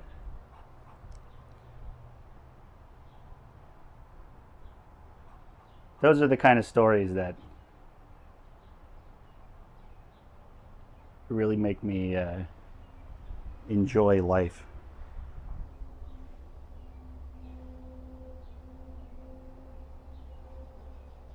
Okay, so is this showing up? Shit.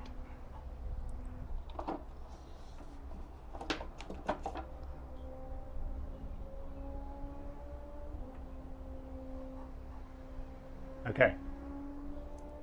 So now I'm going to use the radius. I'm going to trace it onto there. And then I'm going to file that down so it matches that radius.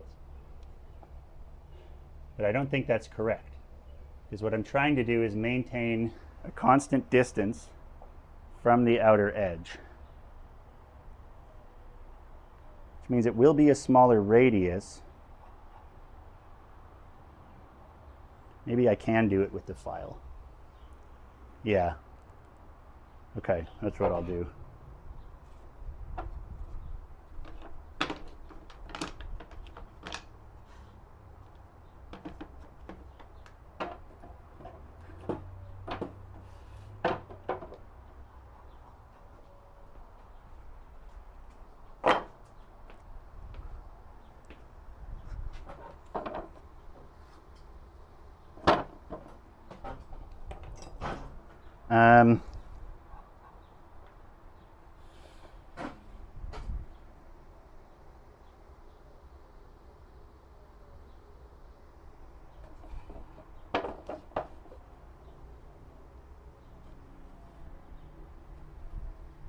Yeah, it is really hilarious. There's nothing funnier than being wrong about your racism. Like, not only is it stupid to be racist at all, but to then get it wrong is sort of next level. It's genius in a way.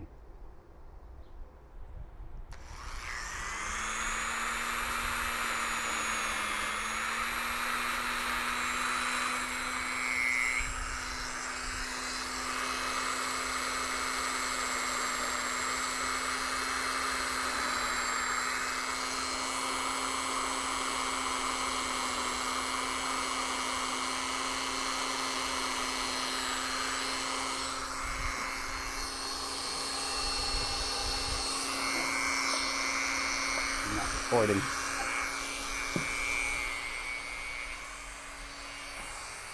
Oh, I am recording. Shit.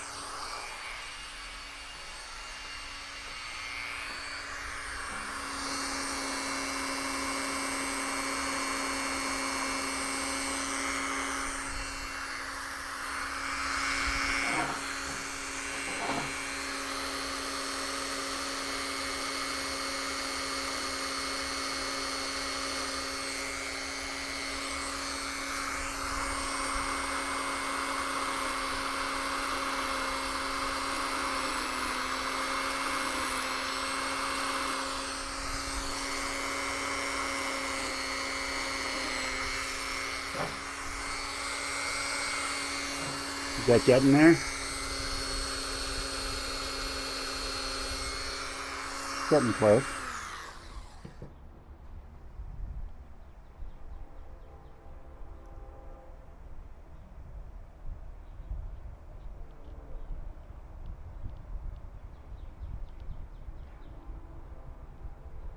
Autonomous Administration North and East Syria colloquial known as Rojava. Rojava? Rojava.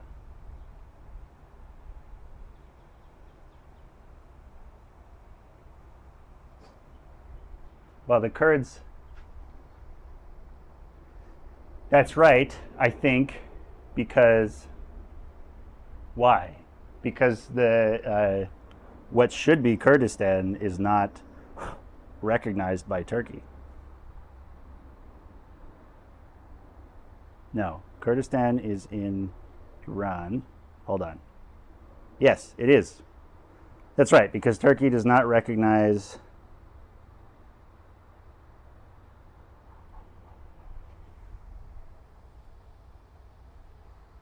Because the Kurds live across a lot of eastern Turkey, including a bit of Armenia. Is northern Syria populated by Kurdish people? I don't know. My family's from Istanbul, so I haven't actually spent any time in western or in eastern Turkey, although I'd like to.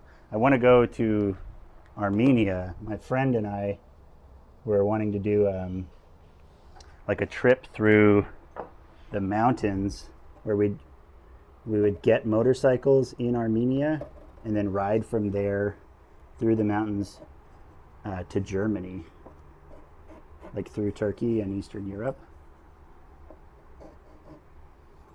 But he just signed a 13-year contract with the German military, so he's going to be busy doing basic training for a while before he gets a work placement.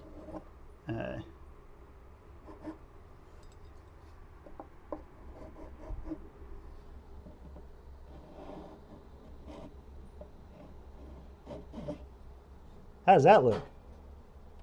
That looks pretty good, right? What, joining the military? I think so. Although, of all the militaries to join, especially like he's like 30, so that he's not going to see combat or anything.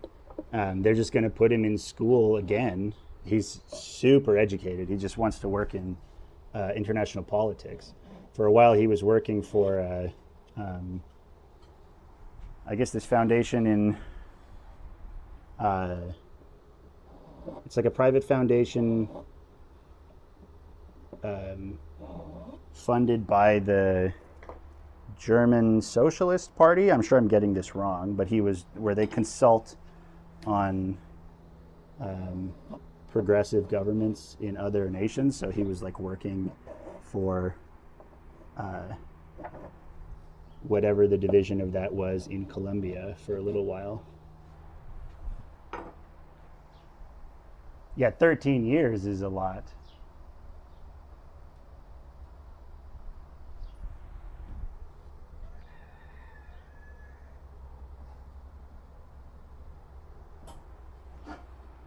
"13 years is definitely a lot."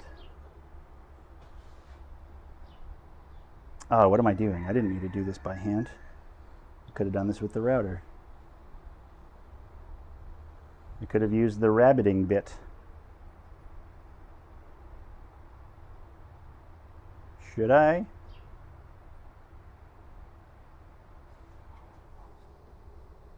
Or am I getting close enough with this? I wonder if it'll take me just as long to switch over the bit and figure that out. So maybe I should just commit to just doing it this way.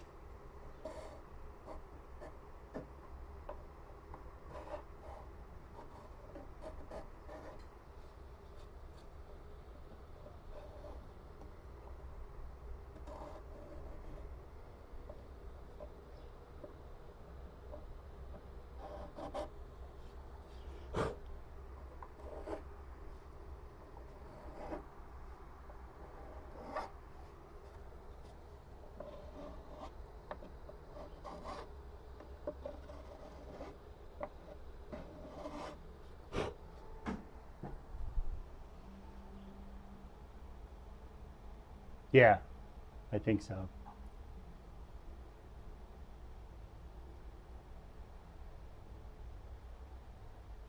Well, it's different.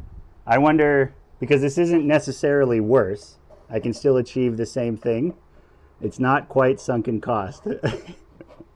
I think I can still do it to the same degree of precision. And this didn't take me that long to do. So my concern is if I try to do it with the router, if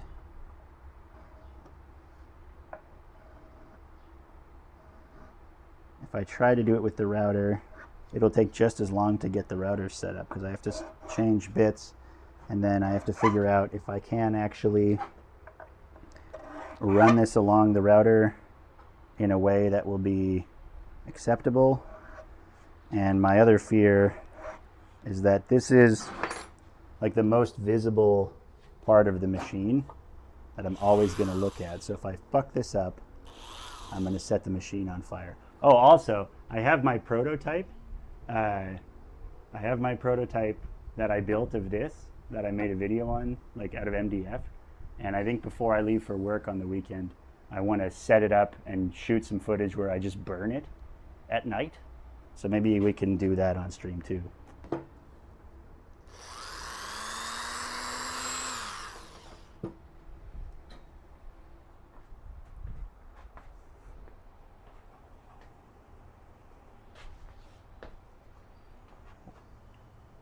Okay, I hope that wasn't out of focus the whole time.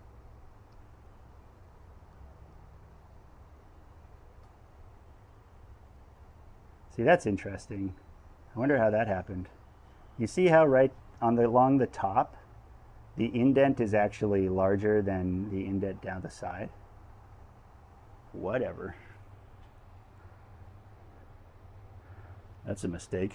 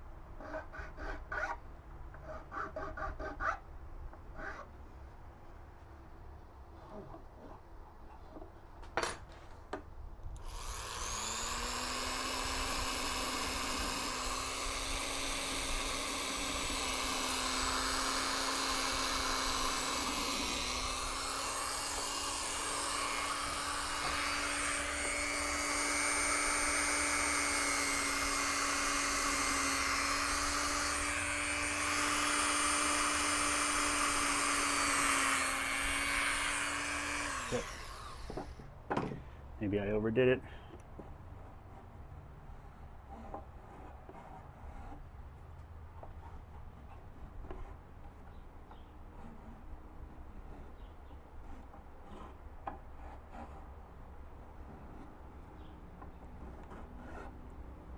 Yeah, this does go against my policy of if there's a way to do something where my manual craftsmanship is what's going to determine the outcome, or it could possibly ruin the result. If I was sticking to my principles with this project, I would not be doing this portion by hand.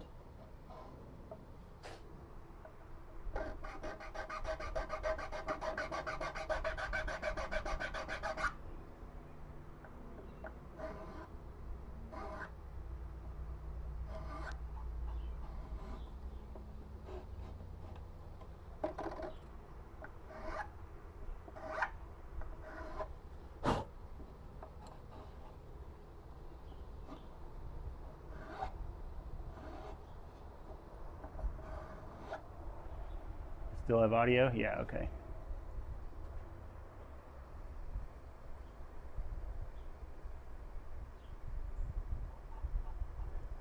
Well, you're saying I can just call it relict?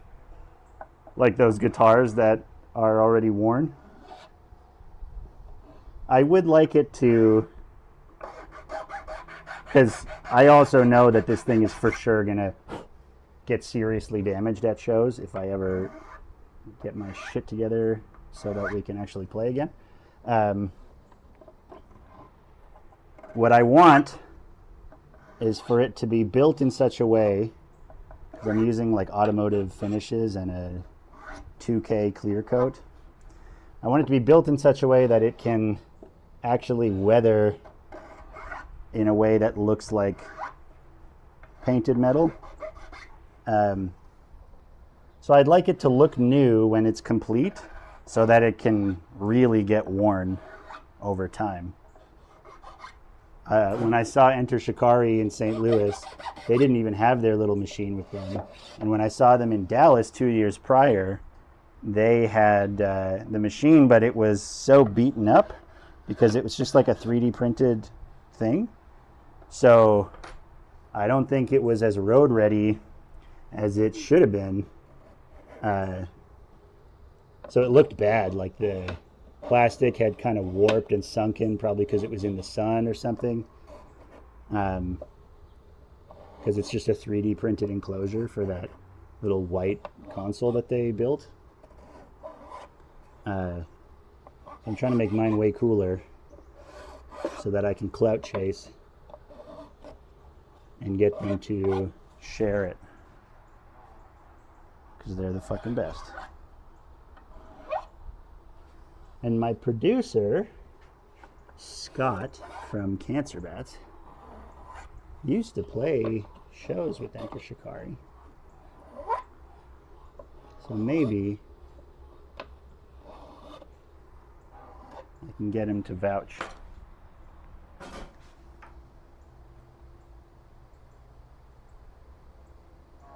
Oh yeah.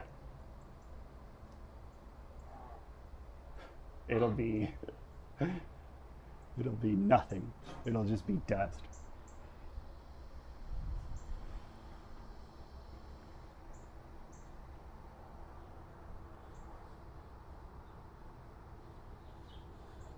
I need one of those things that the Gridfinity dude has. I need like a HUD in my glasses so I can just have you guys inside my brain.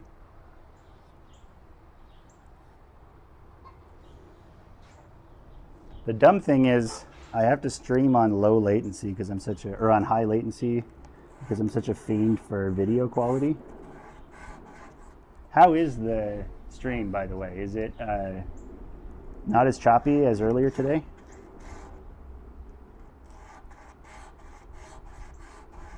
I was trying to use the QuickSync encoder instead of the NVENC one so that I can keep the GPU freed up and keep it cool. But I think I had the settings too high. So I have to mess with it a little bit more. It's part of why I'm doing this stream right now, is so I can also get the stream set up together.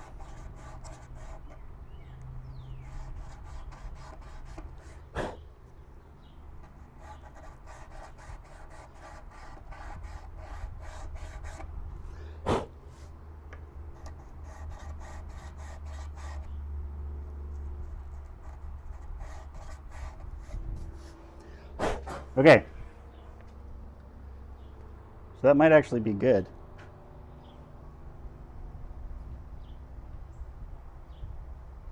Hard to show on screen.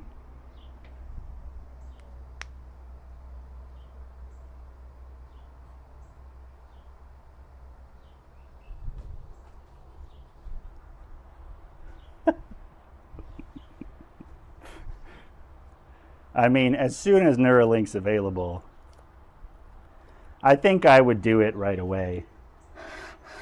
It sucks that Elon's become such a piece of shit. And obviously it means he always was a piece of shit. But he used to be like a pro UBI guy. And now I can see that was all a grift. But what I really want, all we need in our lifetime, is the ability to download our brain state into the simulation so that we can go into like a pseudo Minecraft. Oh God, I'm so sweaty. We can go into like a pseudo Minecraft scenario where we can all share brain servers and you can just come to my infinite creative world. You know, like in Inception, when they're at the bottom in the raw subconscious or whatever that dumb shit is. That's what I want. That's the death I'd be okay with. And then we can all just hang out and create until they shut the servers off. Like just happened with multiverses, I guess. They just shut that down. Pretty weird. Pretty sad that such a recent game went fully offline. I say, even though I only played it like twice.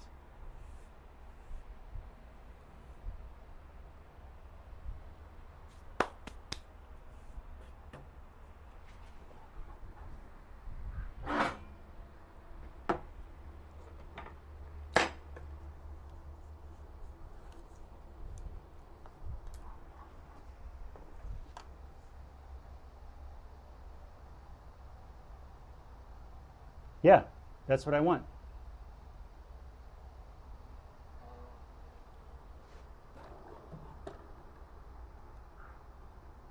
I don't know who wouldn't want that. The problem is it would be the monetization is the problem. You need to run it locally.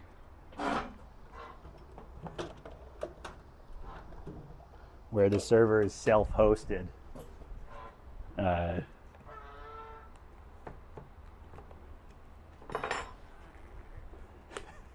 And you're just limited by the original compute power of whatever your original hardware was on. So you're just on like, you know, they keep expanding the technological requirements. I don't know. Are things just going to get worse as time goes on? Like asymptotically worse? We had this period, like even in my lifetime. You guys remember when like new tech was sick? And you'd be like, wow, I can't wait to see what new features come out. And now it's just every day worse.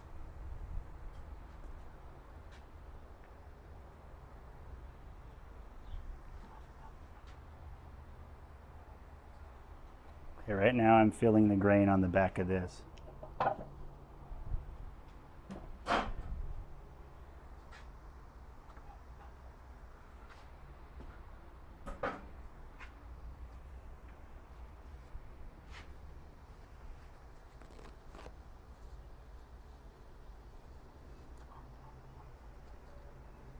Yeah, that's right. I don't know what to do about that. Like, remember when the internet was cool and wasn't monopolized by 4 garbage companies that hate you?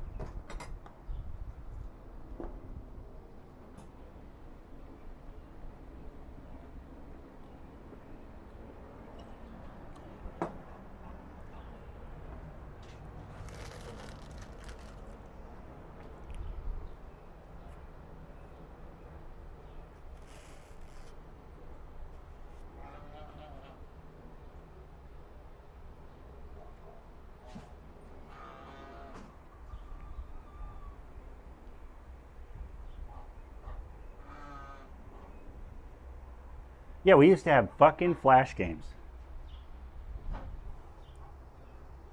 I mean, I guess you can't. Newgrounds is still around. It's still kind of the center for the center for exclusive animation focus on the internet.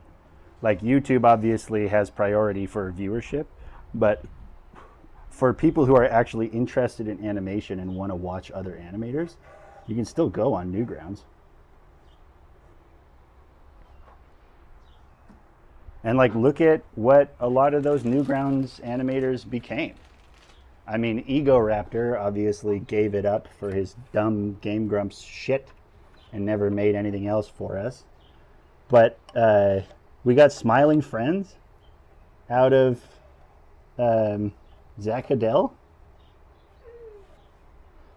You want to go inside, Lee?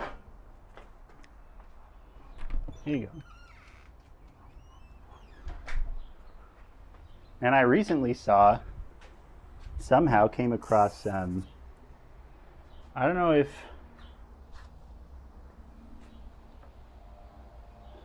Teddy Ruxpin.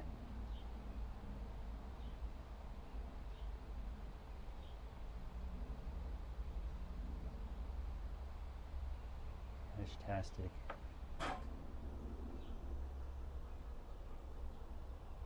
Yeah, I know. What happened to us? We used to be so beautiful.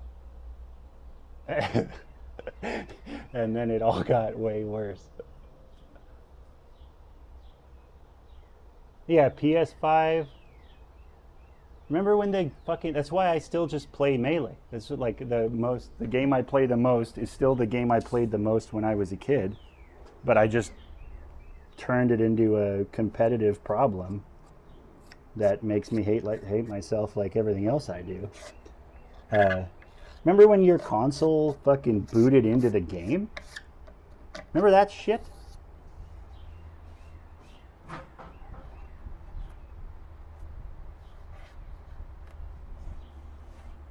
And it sounds like some old man stuff, but I do think we can point to the enshittification of all products.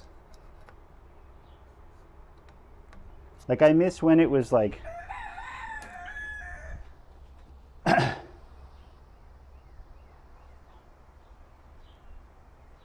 What do I use for Melee? Or what? Or for... Oh, I see. What is Meshtastic? Hold on. You're giving me too much stuff. Put links so I can look at these. I want to know what Teddy Ruxpin is. I can't do that on YouTube, can I? I can't, like, watch other people's content and comment on it, can I? Without risking something? Laura. This is too many bits of information. Give me a summary of what those are so I can work while I learn.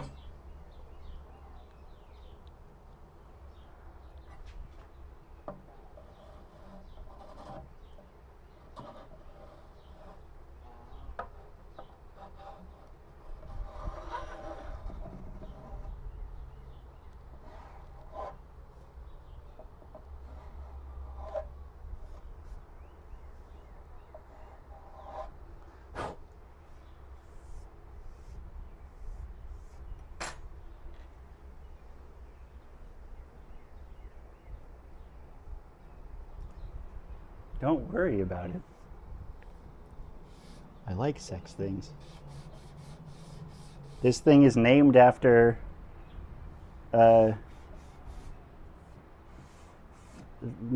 Frank's Adventure, a porn game. One of the greatest.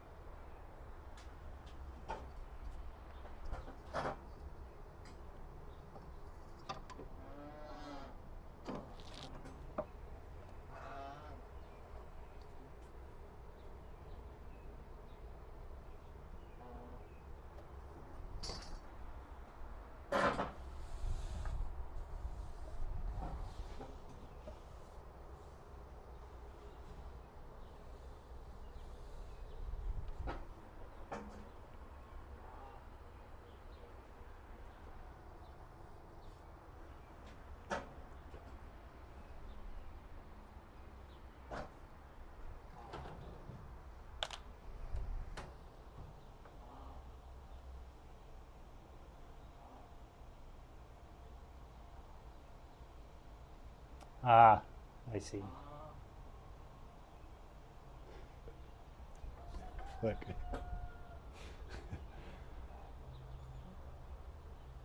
I can't just turn it into a porn stream.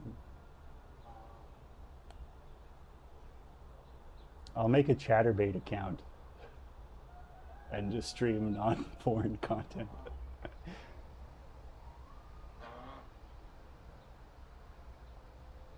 I see, I see, I see.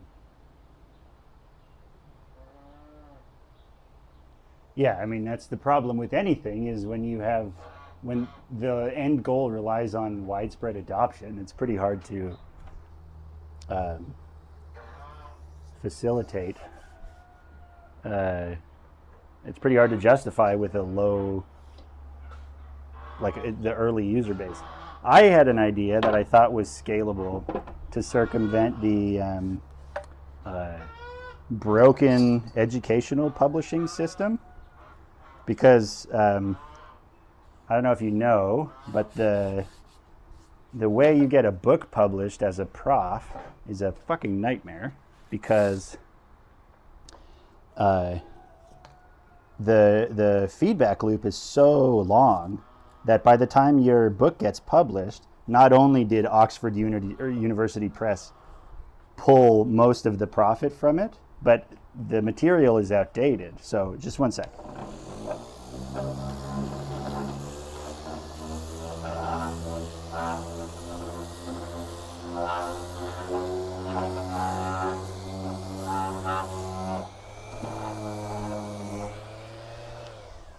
My idea was to create an audiobook generation platform.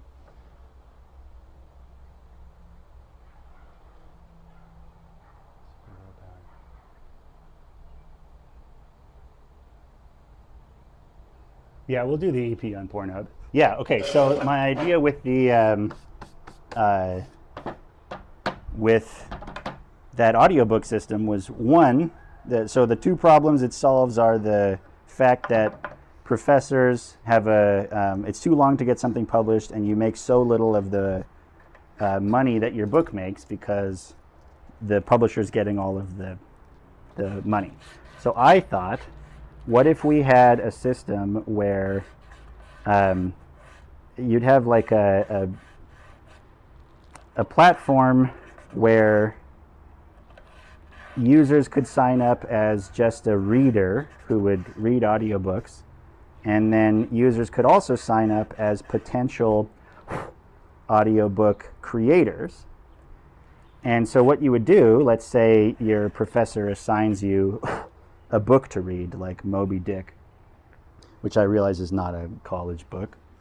And there doesn't exist an audiobook. The reason audiobooks are important is because when you're a student and you're strapped for time, a lot of the time you just need to get through the material, and having to read a book for which there's no audiobook is a huge time sink when you could just read it at the gym or while you're cooking or whatever.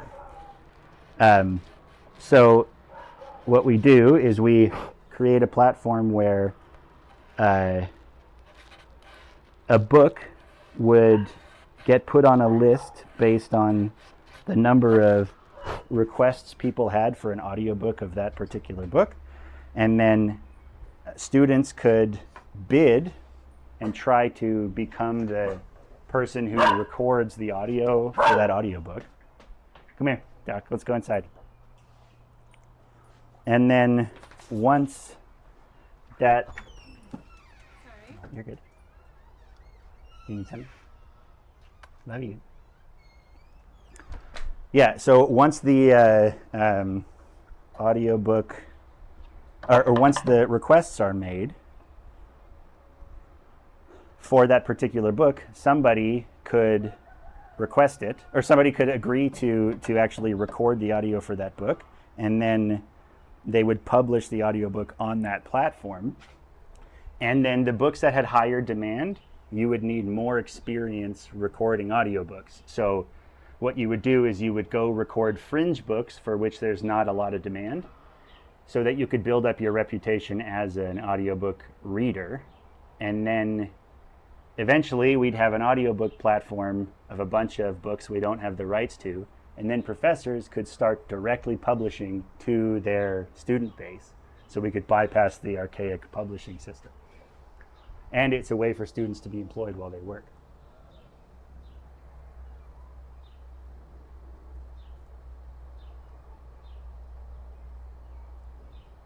Yeah, exactly.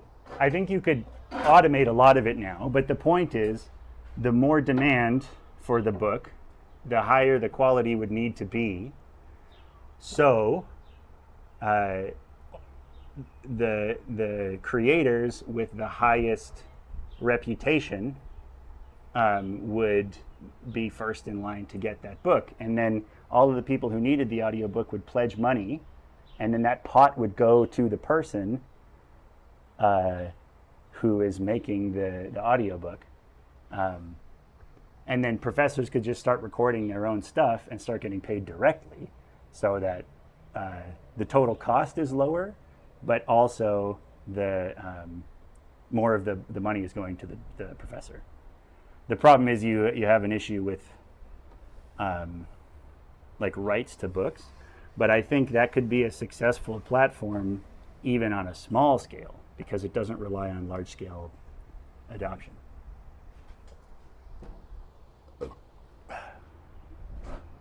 Yeah, she does have a good voice.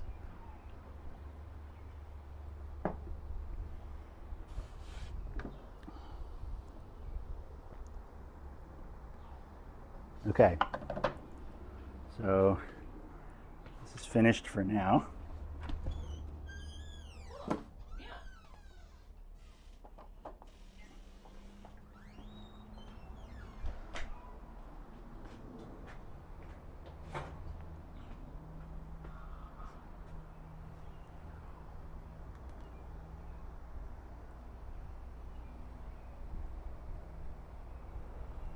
Okay, now it's time to sand these stupid things.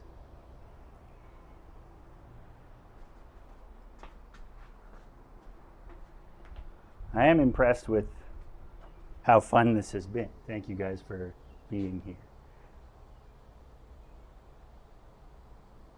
Yeah, you need startup money, but if you scaled the platform with the if you scaled the platform by offering it for free to a few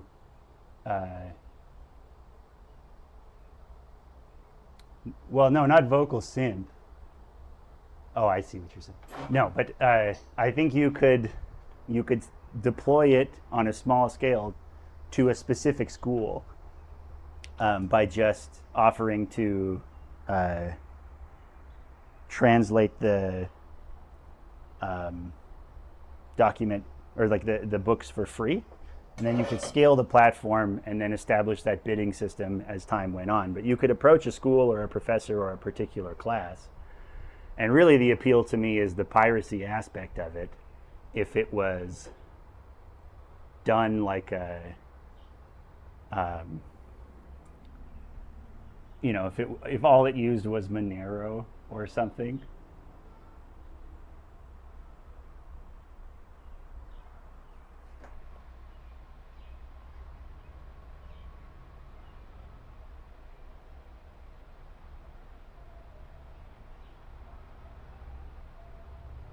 Yeah. No, you'd want real people recording. And then, yeah, it's like a way for students to also work while they're in school and working on the material that's required. And then, you know, when they win a bid on something, they have a timeline at the professor's request that the chapters need to be released, which is presumably 1 week ahead of the material being necessary for the class. And then if they didn't meet the deadline, it would go, or I guess 2 weeks ahead of the material, it would go to the next best bidder. Like you'd lose the rights to being the guy that records it, you know? And then the money would get held in escrow by the platform and then doled out to creator while they work on it. After, like, upon delivery of the material. I still think there's an idea there that could be feasible. It just wouldn't be, because it's like a disruptive idea, it would probably face a lot of obstacles scaling. And I'm sure there's a billion apps with similar ideas. Problem is always execution.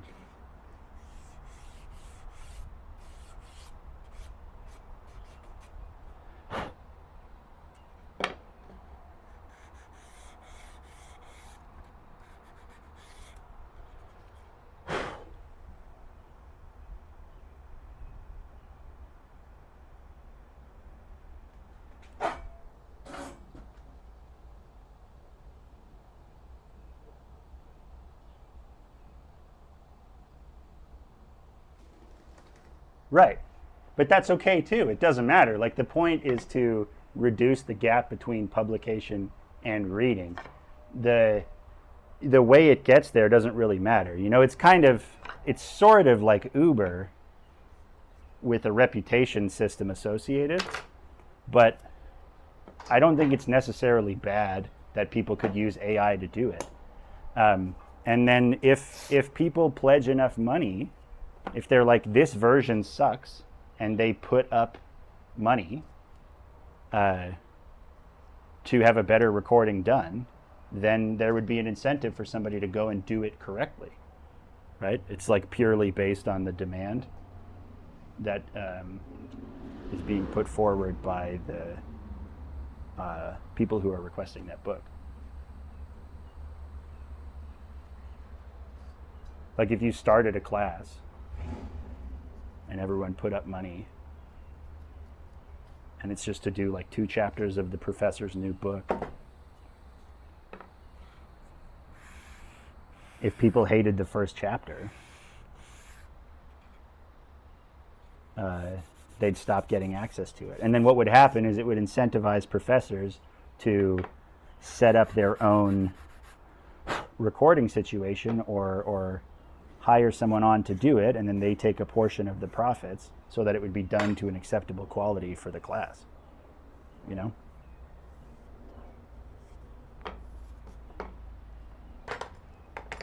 But I mean, ideas are just talk, so.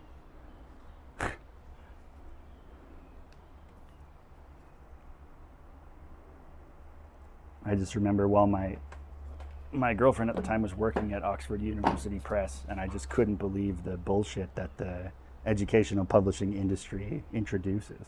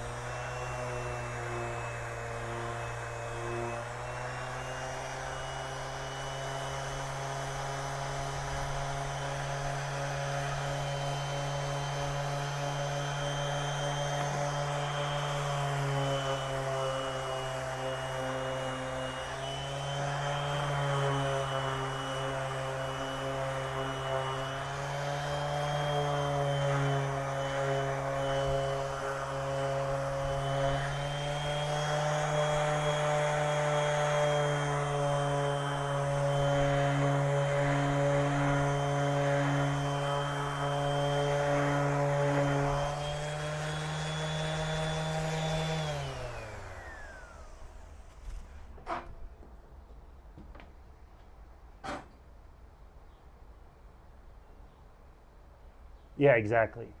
Well, yeah, that's what I was thinking too, is you could partner with, you could, because the goal would be to like create a demand for, excellent recordings. Like, you want really high quality recordings, and the more demand for a book, the higher incentive there would be to create a good quality recording. And yeah, ideally you'd want to partner with the university. The problem is the universities are in bed with the educational publishing houses. And universities are all, pretty corrupt orgs a lot of the time, which sucks because it's so valuable. I hate when people say like, we don't even need school anymore because we have the internet. But yeah, okay.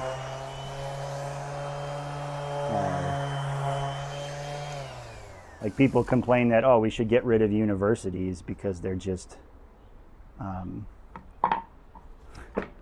like, what do people say? They're like woke indoctrination places. I'm not a political person. I think that's a very short-sighted perspective on a university because, yeah, you can read philosophy books online, but good luck getting access to a radiology lab or something. Like the point of the academy is to be able to purchase machinery and give you access to stuff that you'd never be able to do on your own.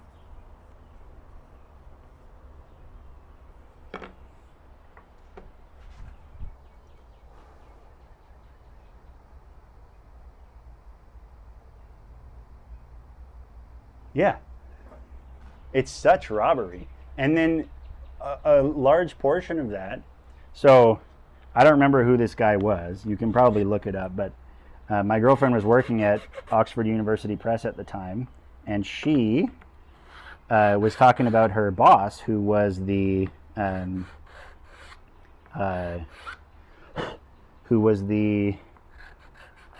head of Oxford University Press Canada. So that's like a real person, you can probably find out. And that guy still required that documents be faxed to him because he'd been there so long and probably had so much equity in the company that it would have been way too expensive to fire him. So the company couldn't pivot because it was so established. Like, you can't steer a ship that entrenched. So much of it was just overhead from mismanagement and an inefficient organization leaning on the fact that all of its clients are a completely bloated organizations like universities.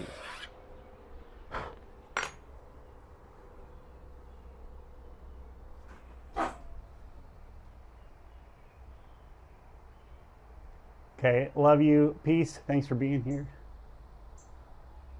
Appreciate you. Nice shorts.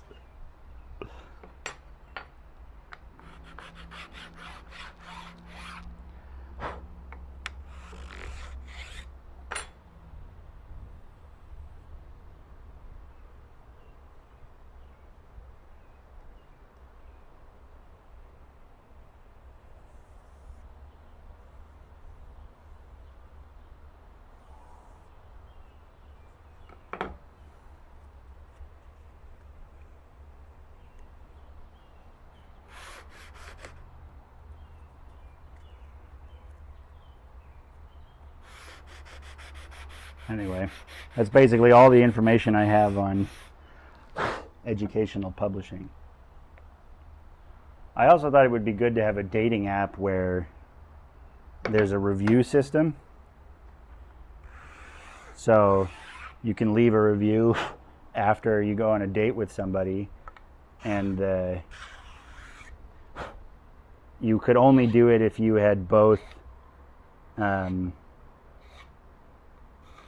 if you both confirmed that the date happened and your phones both showed that you had been in the location at the same time on a given day, so that you couldn't just brigade people. And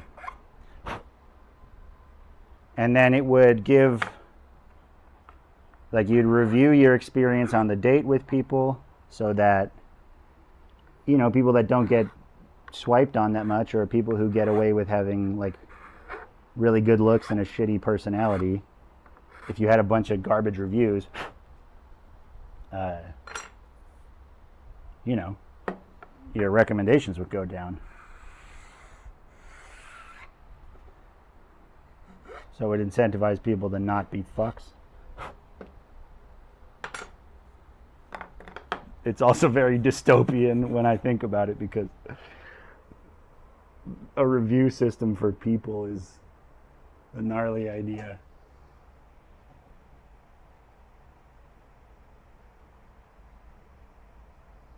Oh, yeah. Yeah, I think it would be super problematic. But dating apps already are really problematic. So, from a user standpoint, and also for like a protection of women standpoint,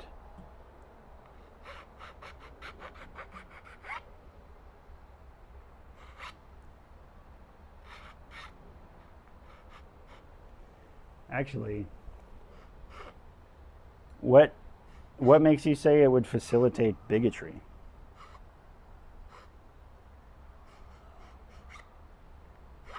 That's an angle I hadn't considered. Also, this is a very poorly formulated idea.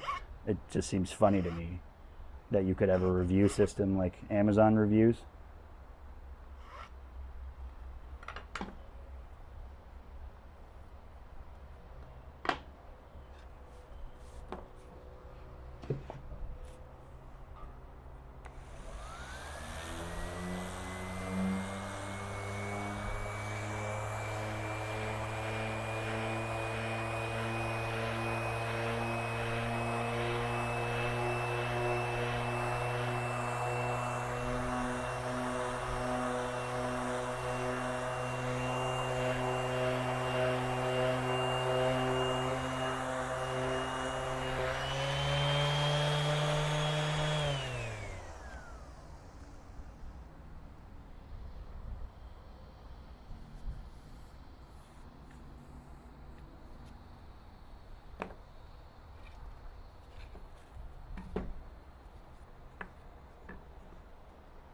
Also, while I'm doing this, you guys have watched me for 2 days now, which is crazy to me. That your lives are so boring that you want to watch me do this shit. It's a joke.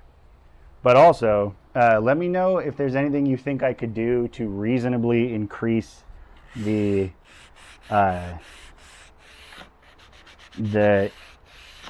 like entertainment value of the stream,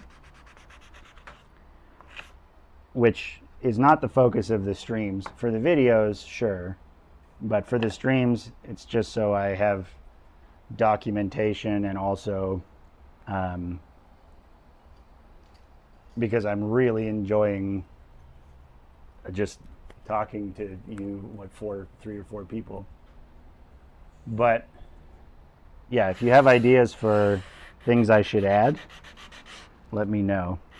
Or things I could do differently. Or even just like audio visual.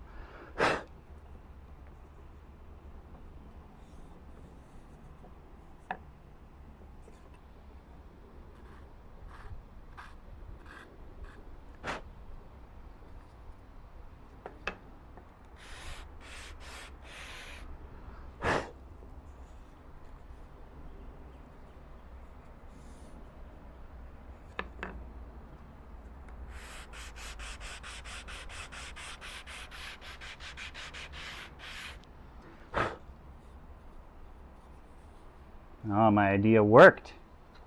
Sort of.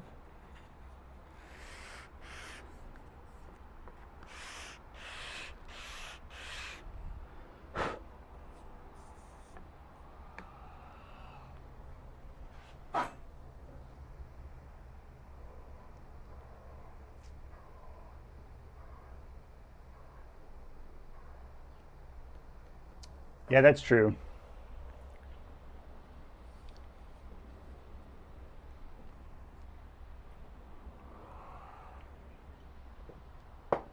Yeah, that's a good point. It would reveal biases, which would be pretty interesting sociologically. Like you could probably extract pretty interesting data from that. And then, yeah, that would be really messy.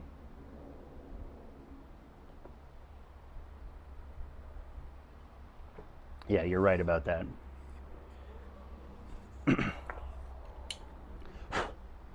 It's a good thing I'm not working on that app.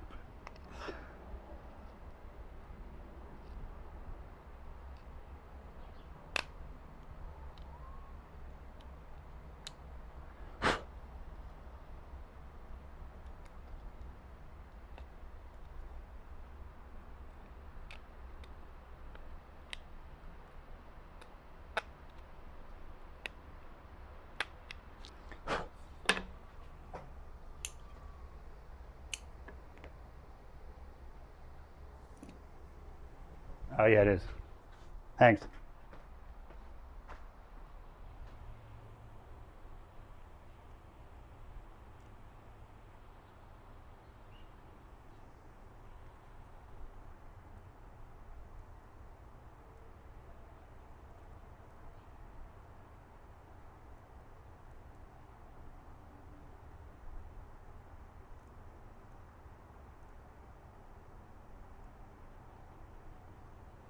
There we go. Now it's properly on auto.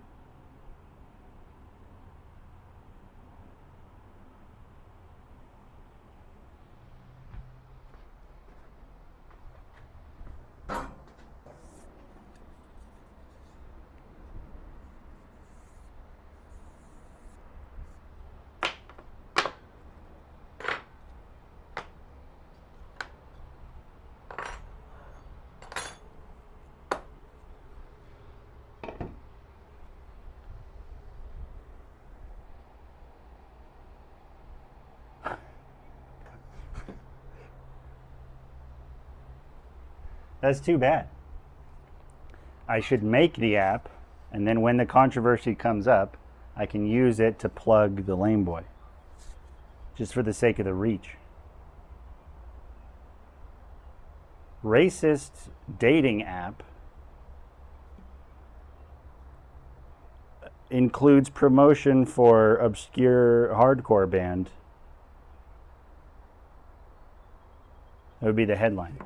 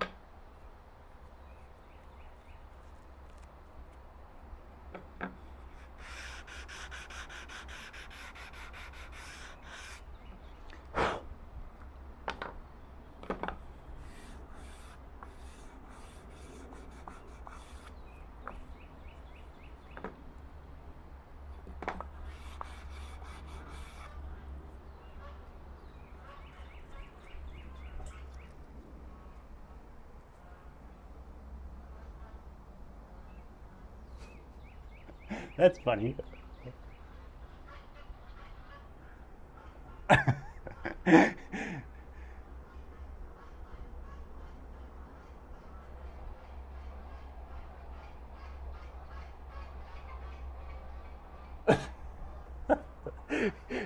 Yeah, like well, it sounds like a Hard Times headline, you know, uh,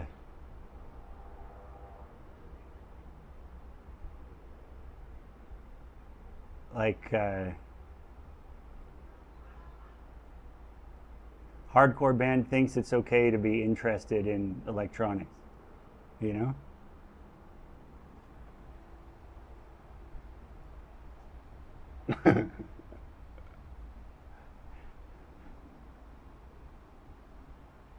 That's good. Those are both good.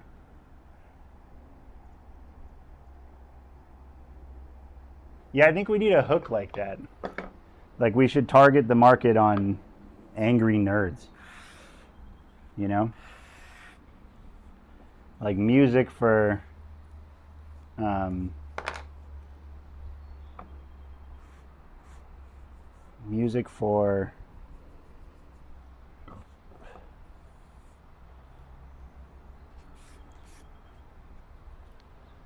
yeah, I don't know. Like something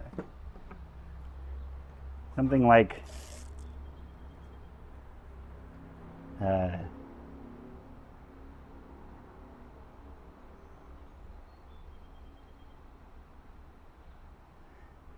like music for people who lose fights. You know, something like that. We need like a little very specific target of like because I think there is a big overlap for people that like really technical hardcore and stuff, uh, and are into really nerdy pursuits because I think they actually are the same thing. Like if you're, there's no way that like Ben Wyman is really like the Dillinger escape plan is a model train set, you know? It's not football. Like like terror is football. Power Trip is football. And the Dillinger escape plan is a model train set. You know what I mean?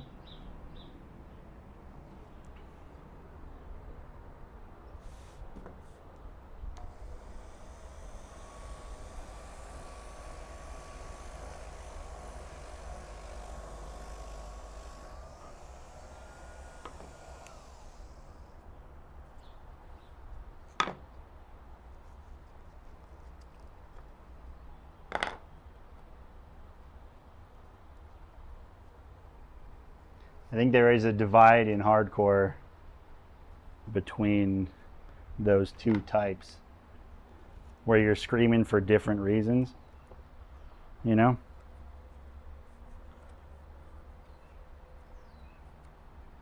Like I'm screaming because my fucking code won't compile, not because my girlfriend left me or because I hate women. I will say that if you if your song is about being betrayed, I kind of judge you as the singer because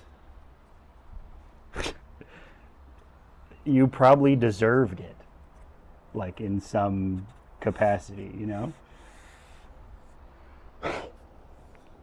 It really makes me call into question the veracity of the claim that you have been betrayed because it's the kind of thing that fuckboys say, you know.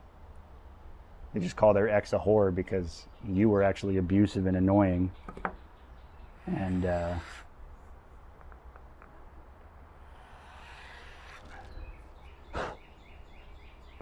you can't deal with the fact that you weren't providing enough value to actually be a worthwhile partner. So you just blame her. Like, doesn't being betrayed when you're older than 15 kind of indicate that you're a bad judge of character? So in a way, it's sort of your fault. You know?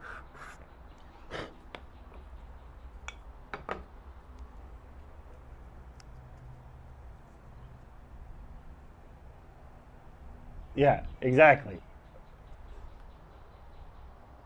I wonder what the delay is like.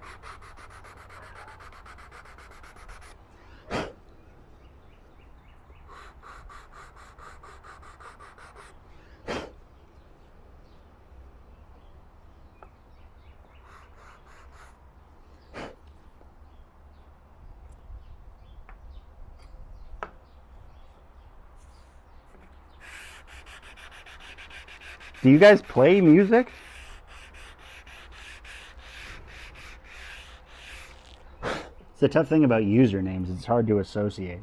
But I'm really super interested in the two of you. And then it's this... Streaming is so narcissistic because just by default, the format is a totally one-sided conversation where I get to arbitrate who says what and what I respond to. I always found that to be weird. I should just do a call-in.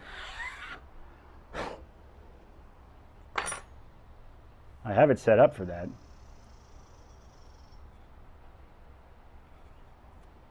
Maybe one of these days we'll do a call-in stream and we can just talk shit. Yeah, music for annoying nerds. Music for angry virgins.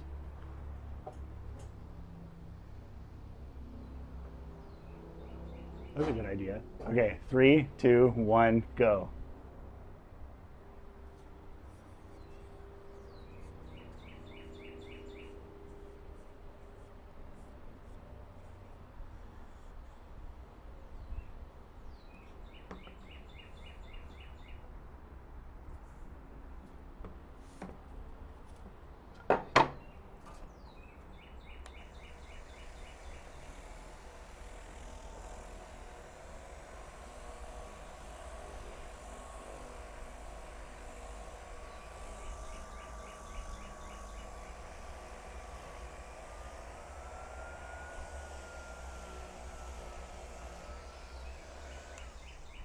You still weren't able to get in? Yeah, that's kind of long. It's like maybe 10 or 20 seconds. Wow, really? Fuck. Okay, yeah, it's long.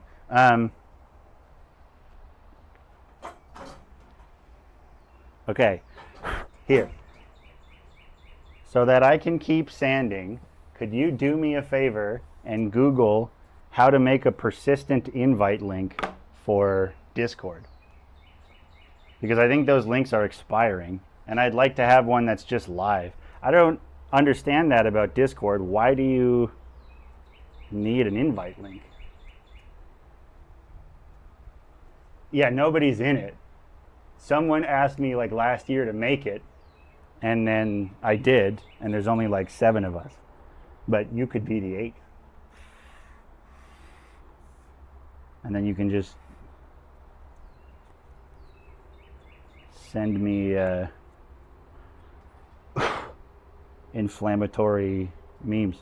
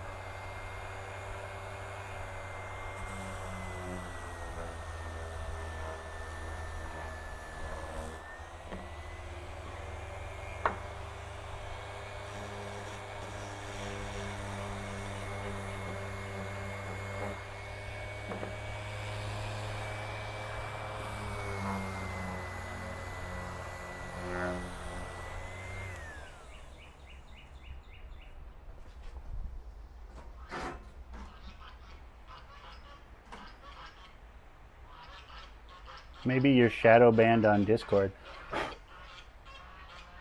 Okay, let me try now.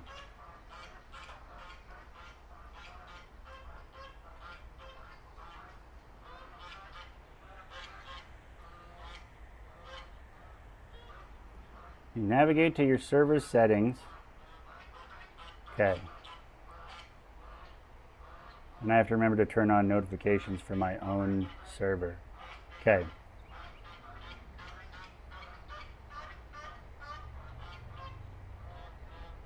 So, server settings. And then I go to invites section. And I create an invite link. And I edit the invite link. Expire after never. Max number of uses, no use. Generate a new link. Hidden, use the copy button. Oh, that's to the gripes? How do I do it to the whole thing? To one channel? No.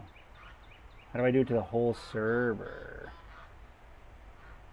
Server settings, invites, server profile.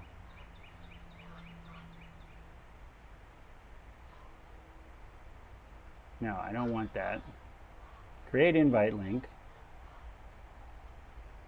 It's only letting me create it for one of the channels on the server. God, Discord is so complicated. Voice.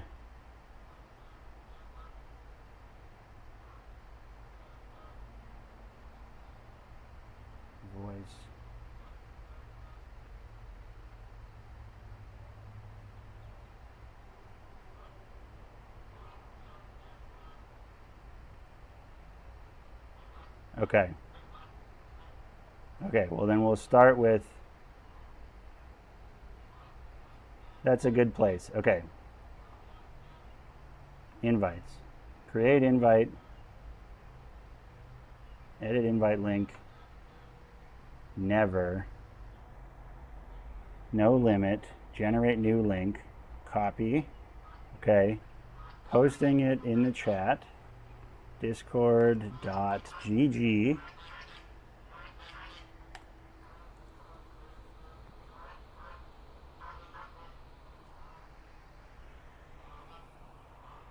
And hopefully that works.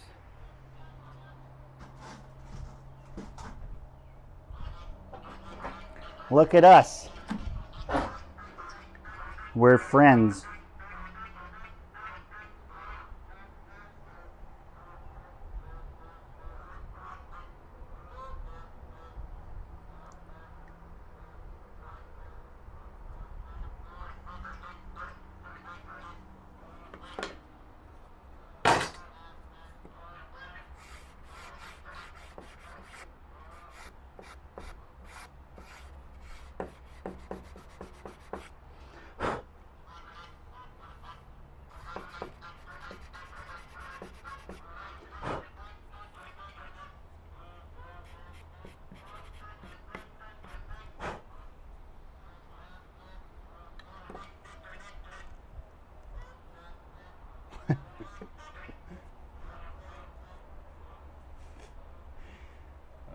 The ducks are having sex in the distance.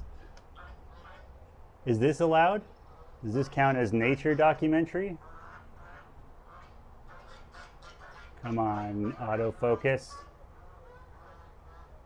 The ducks are having sex in the distance. And it really upsets my geese because they don't understand what's going on. Oh, it worked. You guys can get a shot of the yard. Some bird footage. It's gross right now. Birds are disgusting.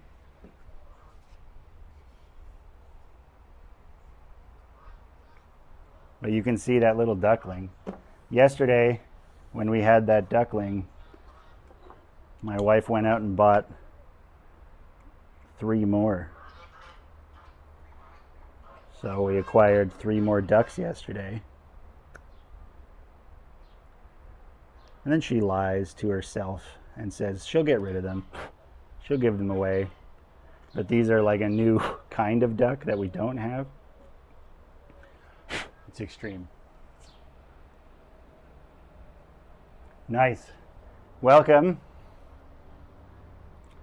Welcome to the family.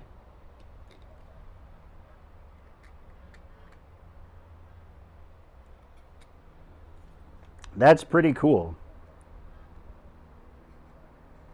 Yeah, I don't even really know what to do with the Discord, so it should just be a meme fest. And I'm mostly just interested in the stuff that other people are working on. What's up, babe? Hello. Sorry. It's all right. I've got a bird cam going on. The ducks were doing it. Oh, good. Yeah. You let us advise. Aw, what's up?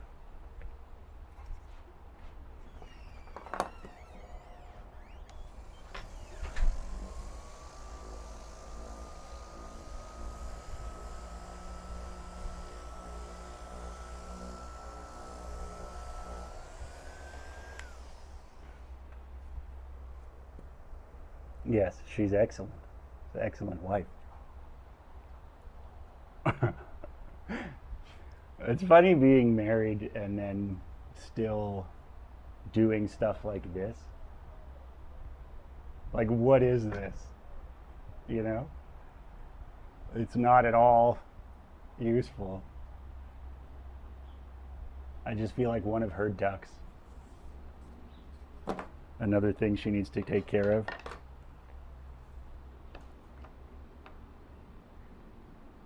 I had a dream when we first started dating that she turned me into a duck. And I liked it.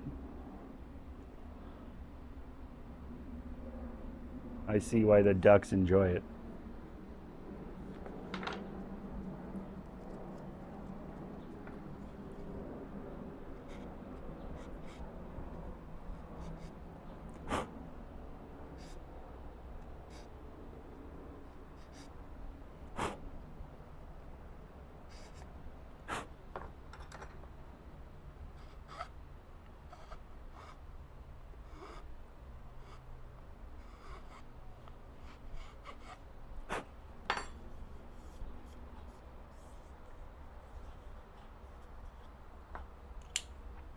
What I would like to have in the background is like music from bands I know that I really like unknown bands that we've played with that I think are actually really good. I think that'd be cool.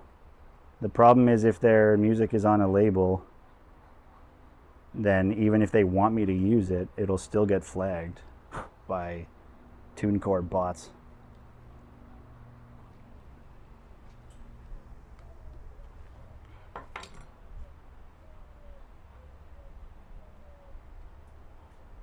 You like that golden goose? She's looking pretty majestic.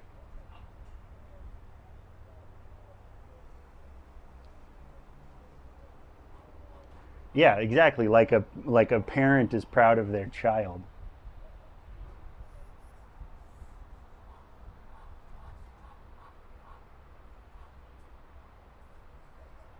Okay.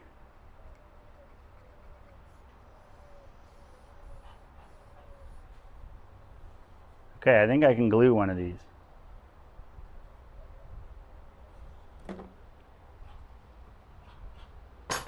You guys ready to get glued? The moment we've all been waiting for? The exciting conclusion of the initial setup to the stream is I can glue one of these. Or no, maybe I can't yet. Please be the right one.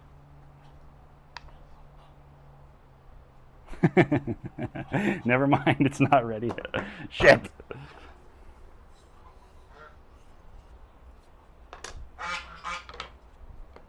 What? Come on, Lee. Come on.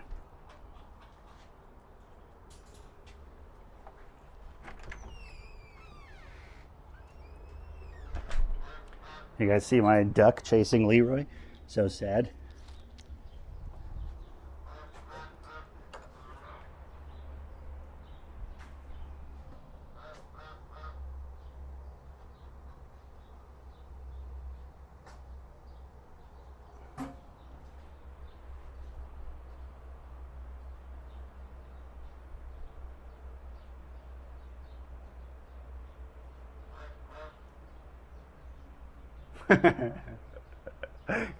Yeah, well, because she's a good person.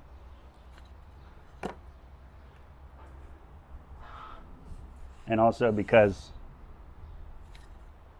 she has equally absurd hobbies, like having these ducks.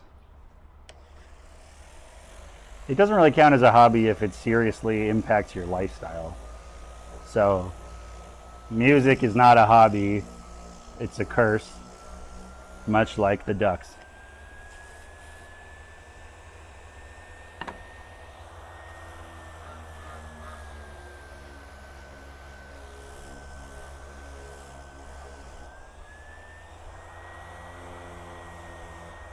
She's really funny though. I want to do streams where she's in them. We had an idea because we read this. I was on Wattpad looking for. Okay, how do I set up the context? So we went to this event in Detroit called Theater Bazaar for Halloween, and we were putting costumes together. So we were trying to go as like, because it's a pretty lascivious event. We were trying to go as like Kinky Peter Pan and Tinkerbell, and so we got costumes. And when I was looking for inspiration, I found these like deviant art, punk renditions of Peter Pan, like just these teenage drawings. And then one of them was a link to a fan fiction of like a Peter Pan fan fiction written by a girl who was like 14 when I was 14.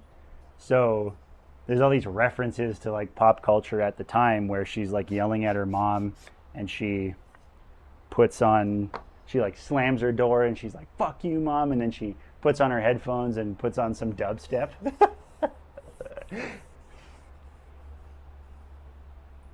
You're in a Discord call? Is there a call?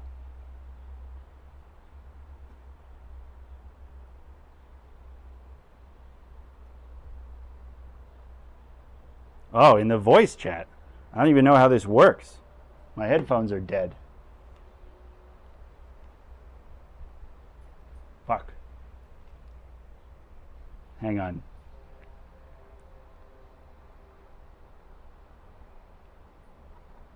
Now it's too much to set up right now. Okay. This is what we'll do. Next time, we'll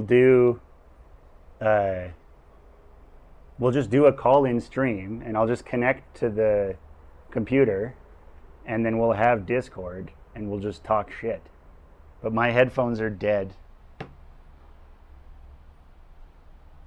And I don't know how to solve that problem right now.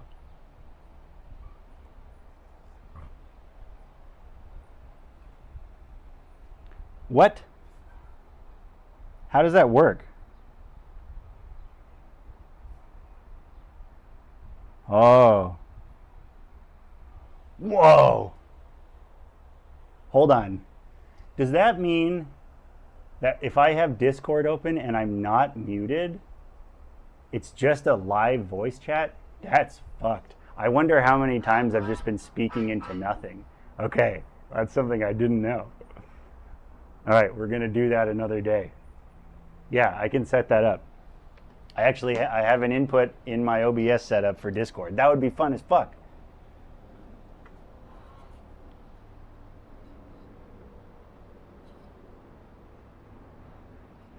That's super cool. Thank you guys so much for the interest.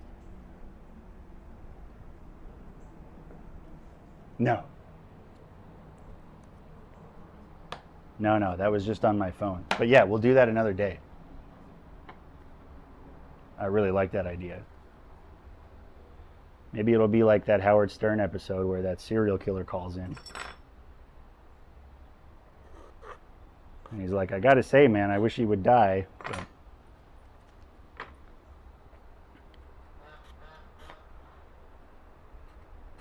Oh yeah, but I was talking about that fanfic. And I want to do like a podcast with my wife where we just read fan fiction written by people who were teenagers when we were teenagers, or like preteens when we were preteens. So like the audience is, 30 to 38-year-olds who, we can all cringe together. And my wife's really funny, but she's got performance anxiety.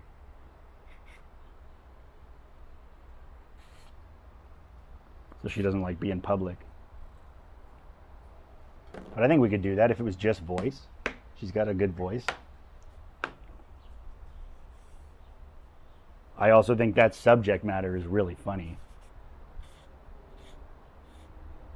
And then we could, funnel people toward those authors if they're... Because a lot of them are still writing.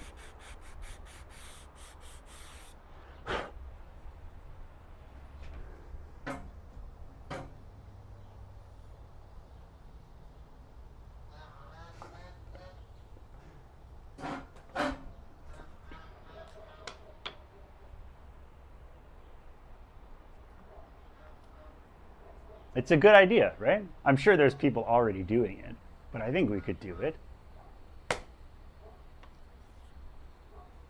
You can come on as a featured reader.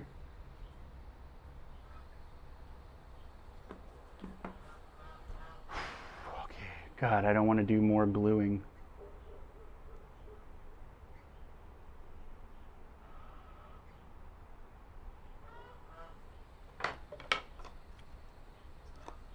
I mean more epoxy, but it's basically what I have to do right now. Should I get impatient and just do it anyway for the sake of the feeling of progress?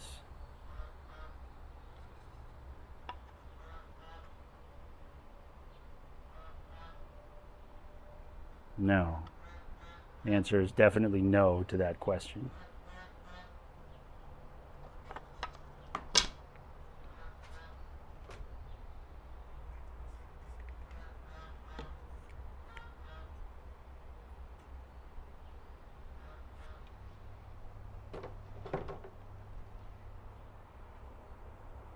God, but there's nothing else I can really do right now. I have to do these right now. All right. You guys are coming along for more of the pancake ride. Okay, this is complete. This is complete.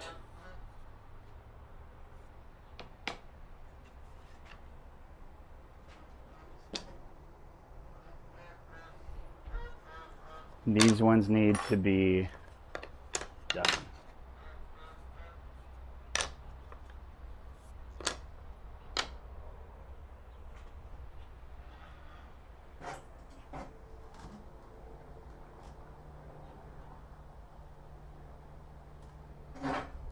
You can make it worse. I'm all for the charm of crap.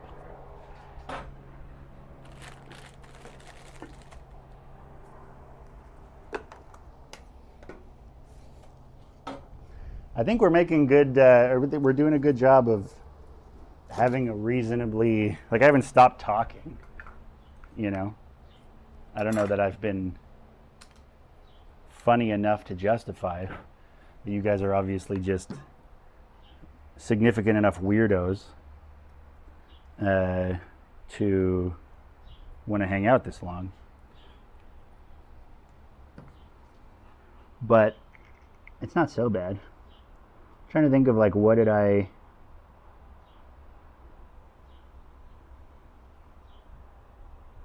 We can talk about movies. I know about movies. I have a film degree. Well, a minor, but I did more than what was necessary for the minor. I almost have a film major, and I almost have a philosophy major. Um,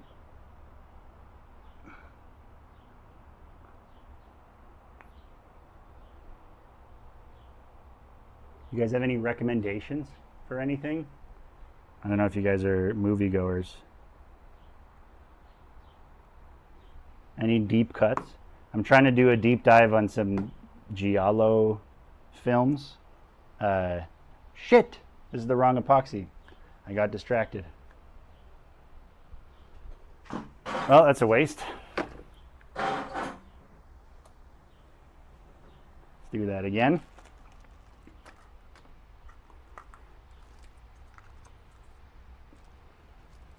No, it's good. I like it. I think we're getting along pretty well. Yeah, I was trying to watch. I want to do a dive into Giallo films, like Blood and Black Lace. But I just got. What's it called? I just got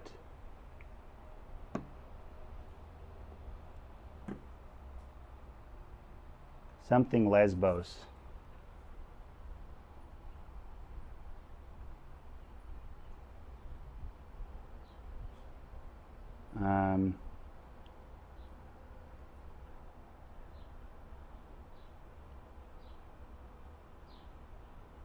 Oh, The Girl Who Knew Too Much I also watched. But I just got...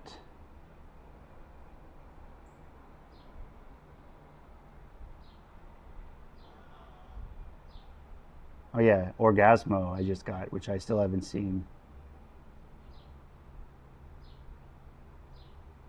Whatever. It's by the same guy who did the original Suspiria, which I haven't actually seen the original, but the remake was so fucking excellent. I'm interested to see what the difference was, because that's one of my favorite movies, Suspiria.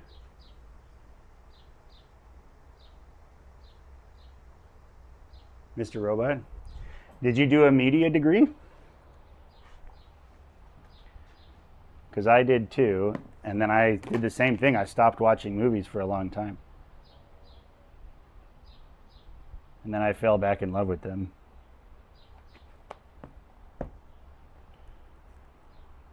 Someone else recommended Mr. Robot to me. But I'm so nervous when it comes to series because it's such a time sink. And then I know I have to finish it. And I'm sick of the feeling of something getting worse and being disappointed by that. Like, Last of Us Season 2 was shit. And the second half of Severance Season 2 was not nearly as good as the first half. Probably because of the writer's strikes. I still have faith in the people making that show, but...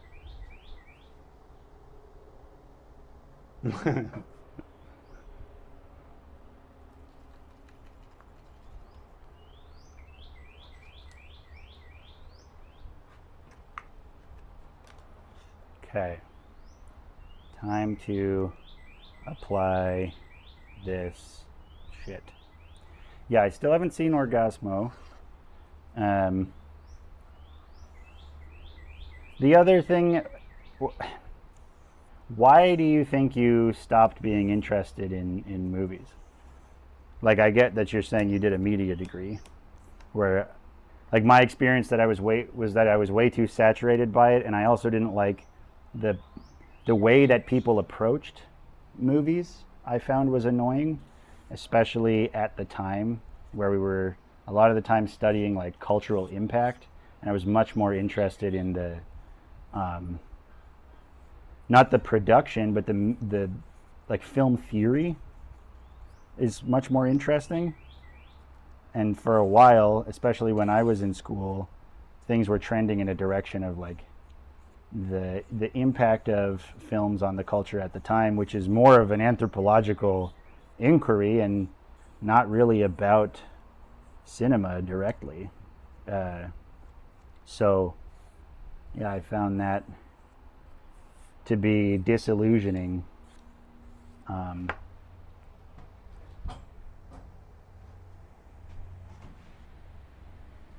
Yeah. But then I think, yeah, that's right. I mean, it's when you know production, you stop being like, for a while it pulls you out of the ability to suspend your disbelief. But then, I think that's okay. You find new appreciation, and I don't really find that I have that problem anymore, where I'm like, oh, look at this continuity error, or why did the lighting suck so bad in this? Okay. And what helped me was when I was doing a philosophy of literature course, and I was learning about I read this book, did a course on this book called How to Do Things with Fictions, which is a weird title. But it's by Joshua Landy, and it's about how to derive meaning from text, because the mistake of narrative art is that it's like a manual for how to act in real life, like a moral in a story. On paper, it doesn't actually make that much sense. Like, intuitively, you're like, oh, I see how that can work in reality. But the story is a self-contained universe. So there's nothing about what happens in a story that necessarily overlaps onto similar scenarios in real life, because the story is contrived if it's fictional. However, he makes a comparison to Houdini, who actually did a lot of thinking about enchantment and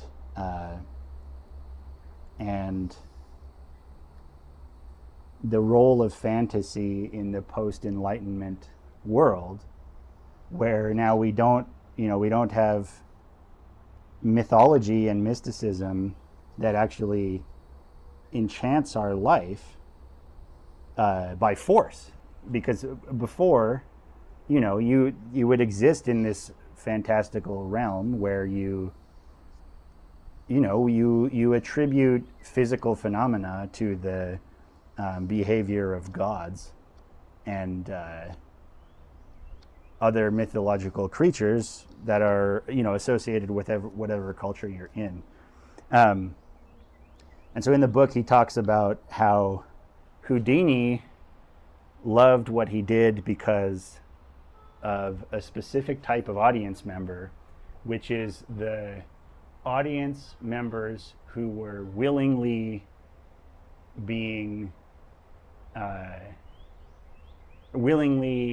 trying to be deceived. So he said his dumbest audience members are the ones who actually tried to figure out the tricks.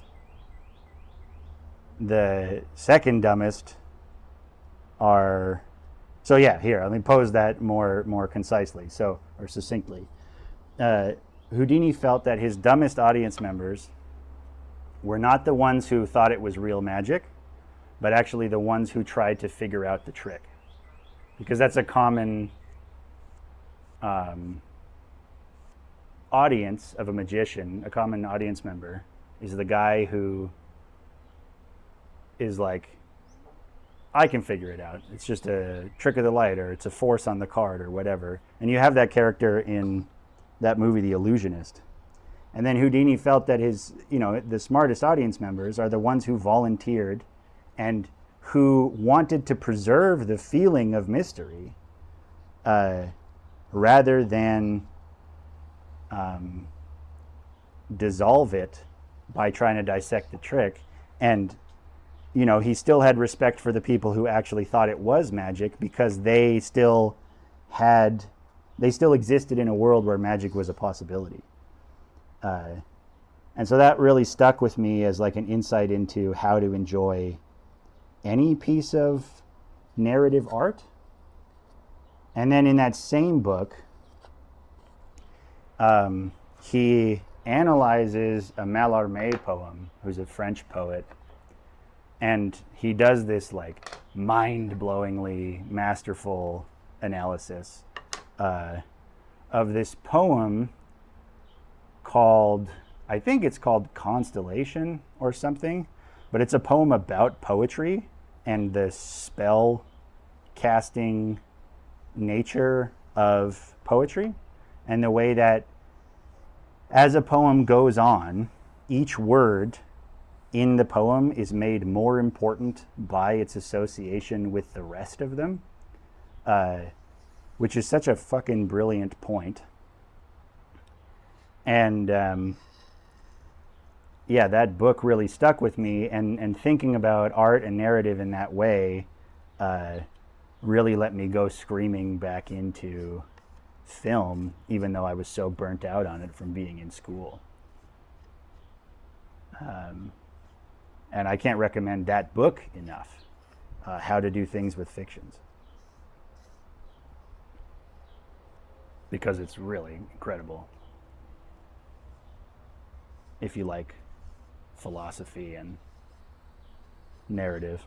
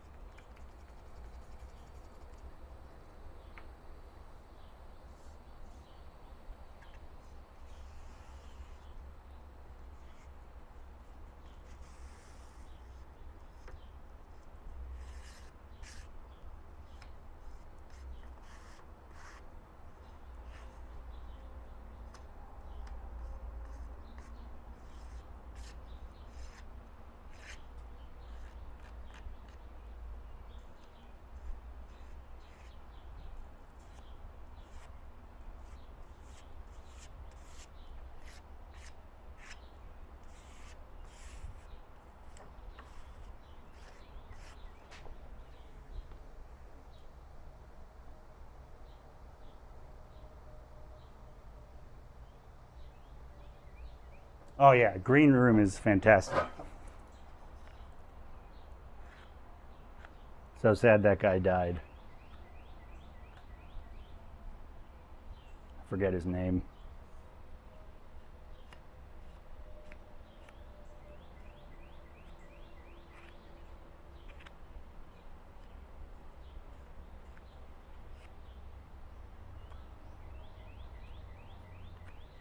Yeah, Green Room is excellent.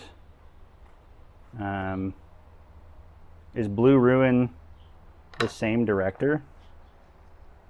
Because I know he did like a few films in the same vein of like slasher, subculture slashers.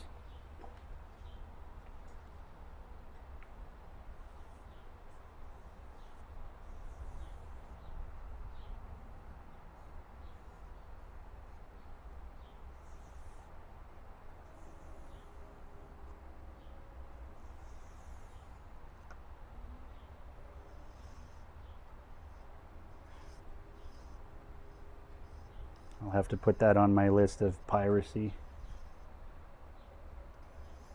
It's a long list. My Plex server is getting full.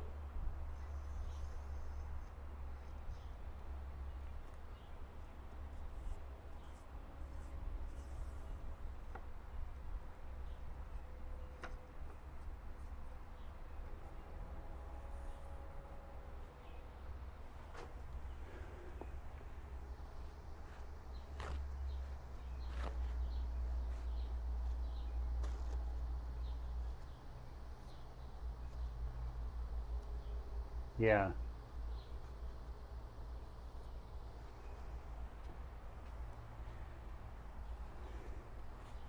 Yeah, I think you can do like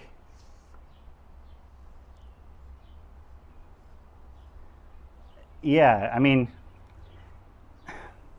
it's tough. I think there's a valley you go through where you, um, where the initial mystique disappears, and you're in this situation where you kind of understand how most of it is done. So, in the analogy, like the metaphor of being at a magic show, if you're a magician who learns some basic tricks, suddenly you can't enjoy the basic tricks. And then eventually you probably understand most magic. But then the thing you start to appreciate is the execution of the trick, because what's important is not the fact that you don't understand how they're doing it. It's not the fact that they're able to make a film and do all this movie magic. That's not the reason it's enjoyable. The reason it's enjoyable is if the execution of those things you understand is excellent, then you get a different kind of appreciation that's exclusive to those who know how it's done. You know?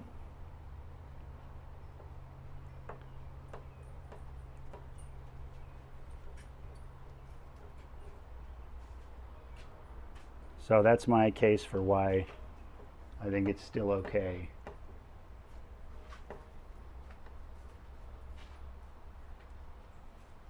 That's how I came back to enjoying movies after really getting burnt out on them. What you doing? What? You need the broom?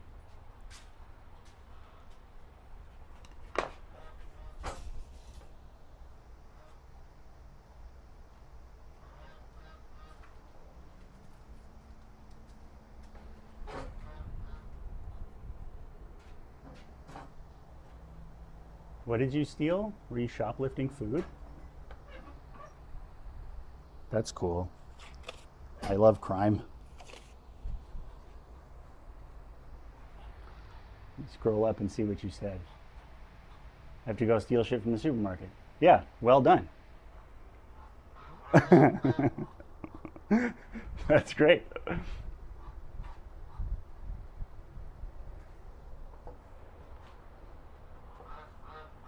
Yeah, when I first met my wife, we went to the grocery store, like, partway through as we were just starting to date, and she stole some cheese at the self checkout, and that's when I knew she was the one for me. What did you get?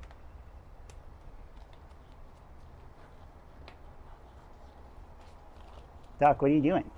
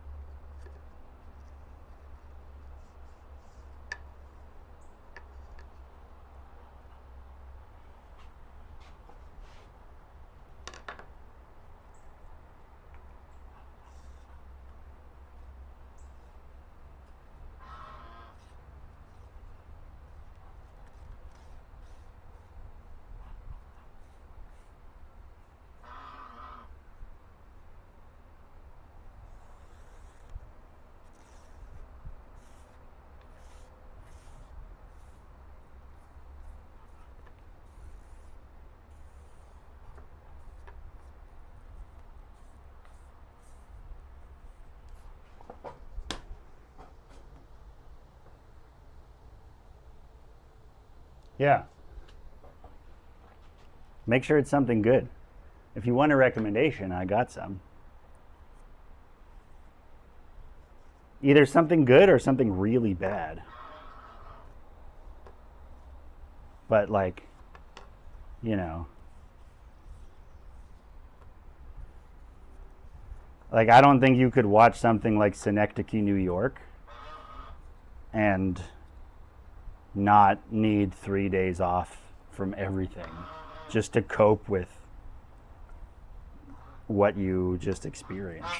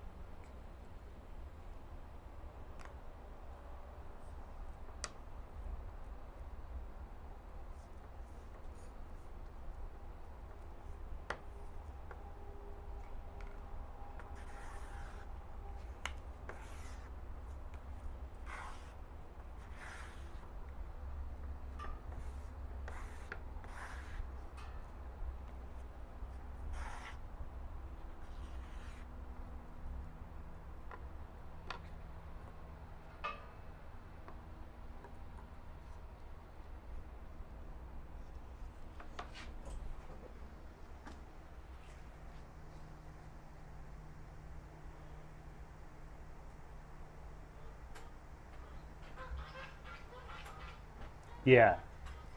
Yeah, yeah. And Requiem for a Dream is really like, that's such a bleak movie. The only thing that makes it watchable as a comedy is the fact that Jared Leto is such a weirdo. Um, but Synecdoche, New York is not so depressing in the same way. Like, it's way more existential. I don't know if you've seen it. But yeah, Schwa, Sophia, we, I was talking about Green Room. I love Green Room. I've seen it a lot. But I didn't see Blue Ruin. But it does make me think of Eternal Sunshine of the Spotless Mind, because she talks about her Blue Ruin hair dye. I don't know if Blue Ruin is maybe a reference to something else that's being referenced both in the title of the film and in the hair dye.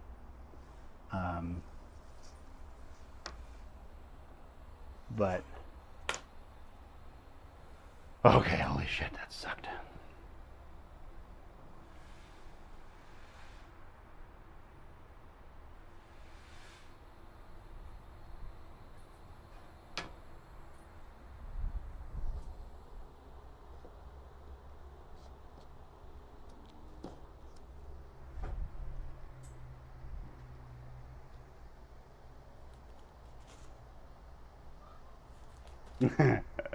Yeah, they're good though.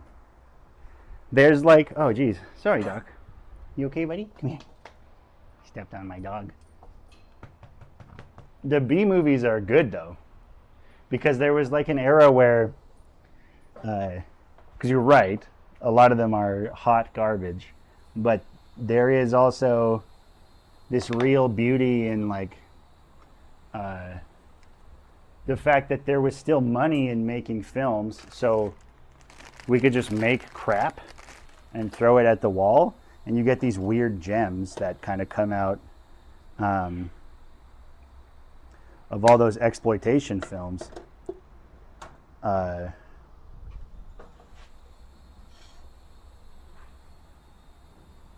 Like Blood and Black Lace, although that's not 80s, I don't think.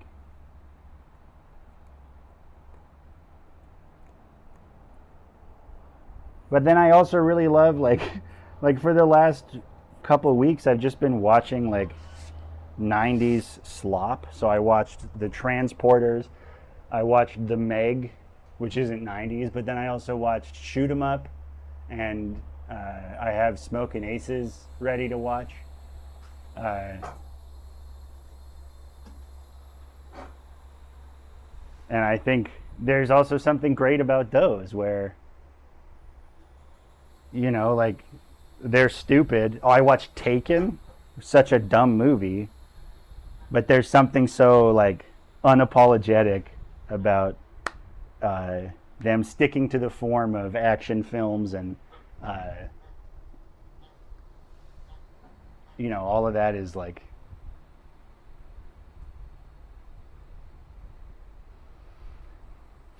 there's something really warm about the fact that I know that at the end of Taken, he's going to save his daughter's virginity, and he's going to kill a bunch of people on the way there in impossible feats of martial arts expertise. And like, all of the dialogue is so expository and ridiculous, and their conversations real people would never have, because they're just in place to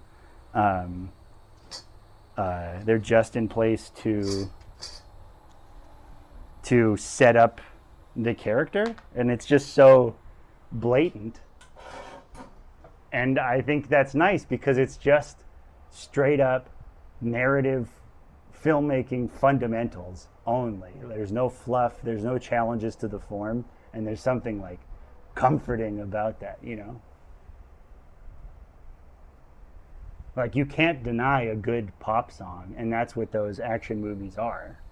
And there's the kind of this uncanny valley effect where when things are like real garbage, like the Shags, it's also excellent. But there's this middle where it's not so bad you can enjoy it, but it's not good enough to be good on its own.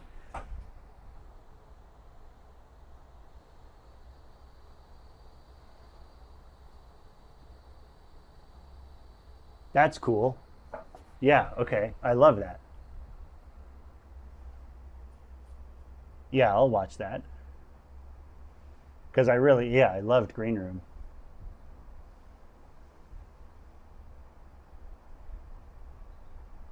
I think the best revenge is Wook Chan Park's Old Boy. And also, Sympathy for Lady Vengeance is fucking amazing. I don't know if you've seen those. Excuse me.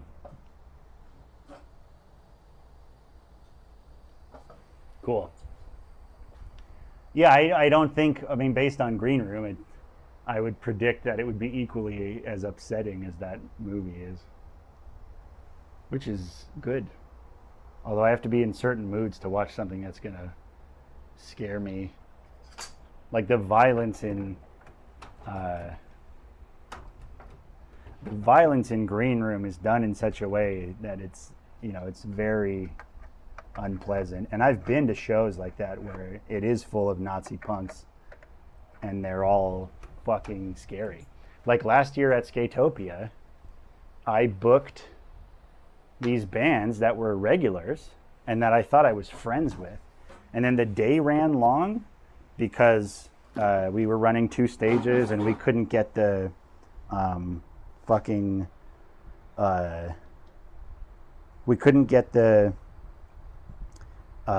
backline set up at the second stage fast enough, so the day ran like 2 hours long.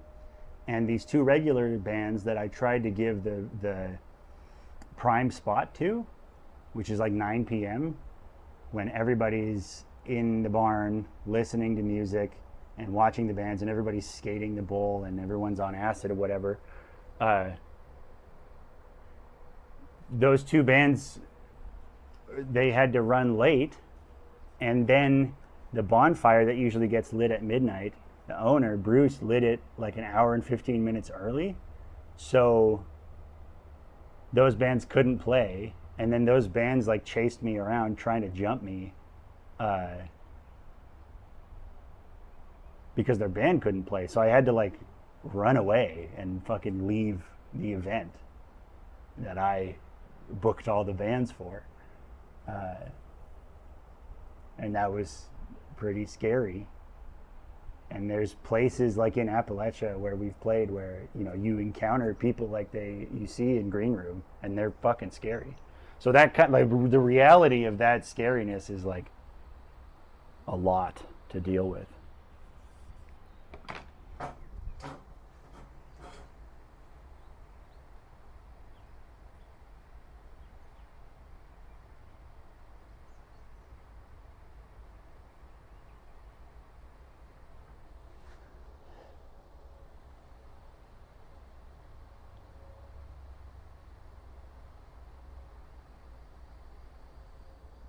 I still haven't watched Itchy the Killer. Doesn't it have like a huge rape scene in it? Like in The Hills Have Eyes? I guess I shouldn't have just said the R word on stream. That's going to kill my recommendations there. Just a second. Itchy the Killer.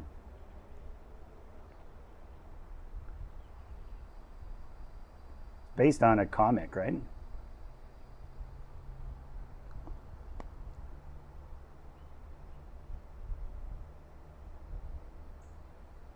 Censored in several countries.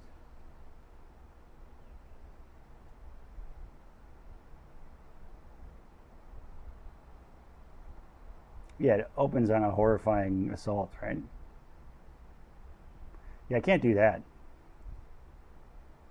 Maybe I'll skip it.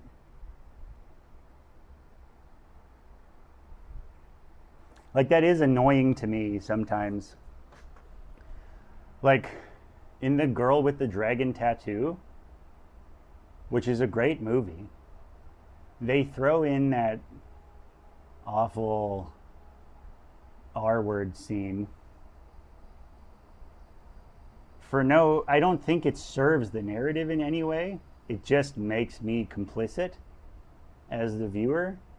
And then also, just like you're saying, Willow, like, you recognize that those are actors, so the fact that they had to act that out just seems stupid, because we can understand the emotional impact of the villain or the severity of the villain.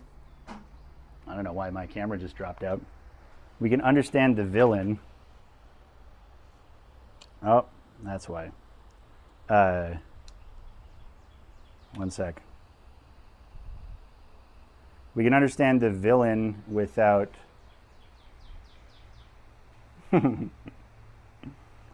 without having to see them perpetrate that stuff. It's not always necessary. Sorry, I know what happened to the camera. I have a Peltier cooler on it, and it must have frozen it and gotten too cold, so it'll start up again. In the meantime, we'll just go like this. Hi, dog.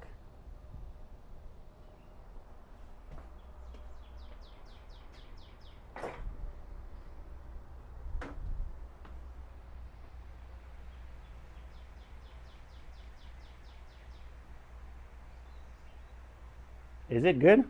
Okay. Well, then maybe I'll watch it and skip that opening scene, because I've seen it recommended a lot. I'll just skip it just because I don't... The reality of it is like... I get that it's fake. I just don't even want to... Yeah, I don't know why.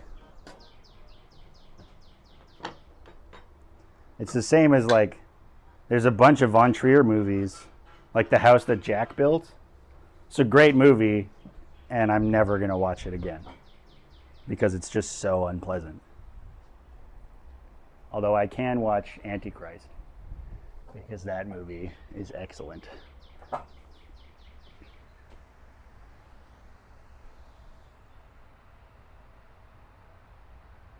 Oh, it just died. That's it? Interesting.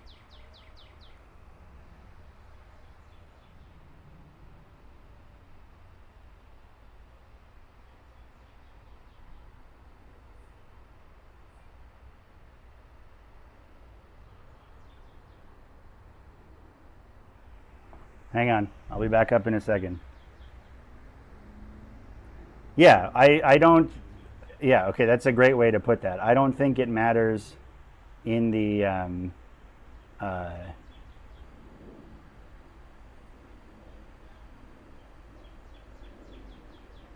like from the perspective of filmmaking, but I never find that it's interesting to me in practice. And it's kind of a nuanced thing. Like, what is it? Like those scenes in, like Death Proof, I love. You know, you need to make your villain a villain. So in Death Proof, when he just runs those women's faces over in the first half of that movie, I get why it's there, and it really makes you hate the villain, and then really makes the payoff extreme. But it's on I think a case-by-case basis where sometimes it's necessary, and then sometimes it's so that you can sell your movie as R-rated. You know? Where, like, yeah, you're right. They're trying to, like, make the R scene sexy. Which is weird.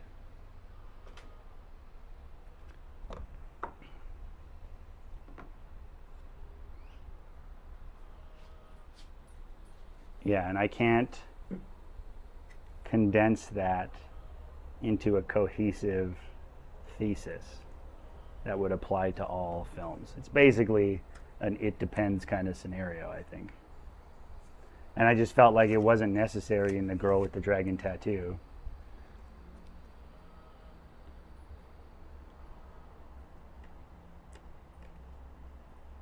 Or in, there was this really shitty movie, I think it was directed by Gore Verbinski, who did Pirates, which I fucking love. But it's called The Cure for Wellness. And it had, I think it had James McAvoy, or maybe not. Maybe it was that kid from Chronicle.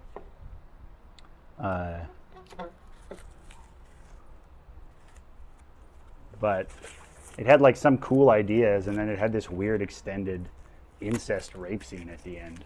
God, I said it again. Whatever. I don't think my content has wide appeal anyway.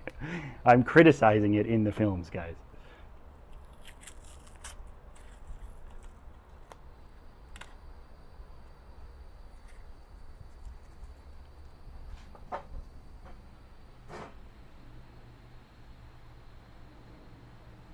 Yeah.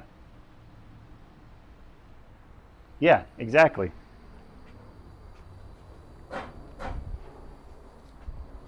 Did you like Funny Games? I'm so torn on Funny Games.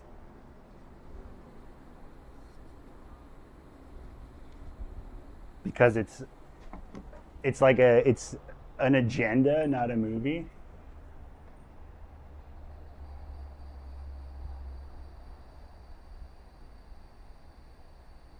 Oh, you think so? In Old Boy? That's an interesting take. Oh my God, that camera better not die on me again.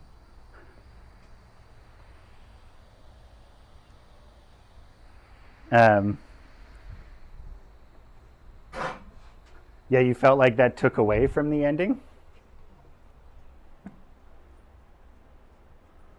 You should watch his other movie, Sympathy for Lady Vengeance. Well, that's what I'm saying. That's my uh, interpretation of funny games. Um, it's just a thesis. He made that movie to essentially insult the viewers. But to me, it's like such a sophomoric criticism because his point is like, well, why do we watch all of these harmful films? The audience just loves to watch violence and the suffering of others. So he made a movie like that that's just suffering with no catharsis. And I think he's wrong in his assessment of the motives of viewers. So it's like he's just, I don't know, it just seems like such a petty film. Yeah, and it's well done.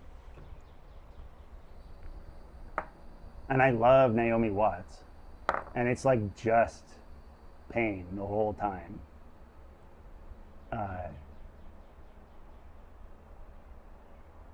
But yeah, I don't know.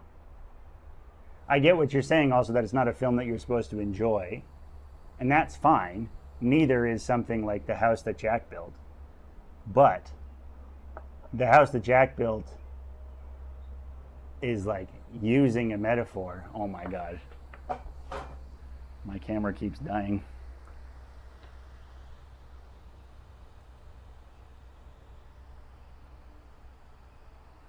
The House That Jack Built is, using it as a metaphor to express the severity of the message he's trying to deliver, which is like the obsessive need for human creation and vanity and whatever. But then in Funny Games, it's just a movie about movies.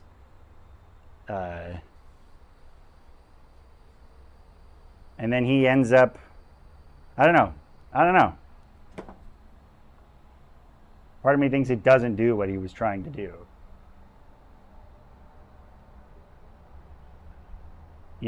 Instead of making that, why didn't you just make something that embraces the parts of cinema that you feel are actually important? If your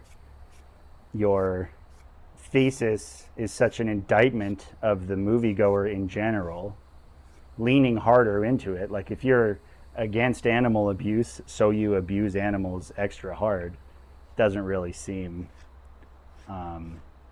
that enlightened to me.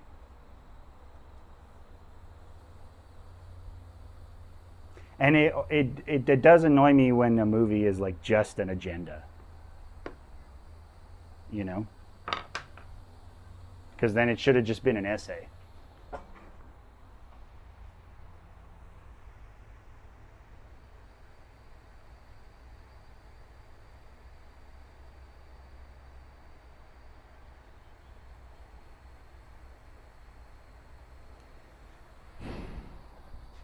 Okay, two excellent points, one by both of you.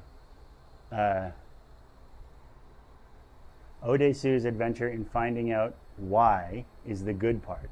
Finding out how he gets punished is just crazy over the top. His finding out of why is better than the how to me.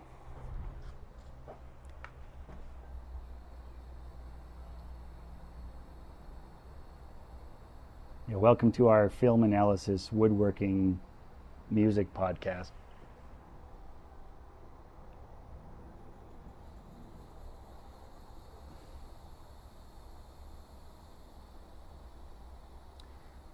Yeah, okay, yeah, I see where you're coming from. And I agree if the movie had ended there. But I think,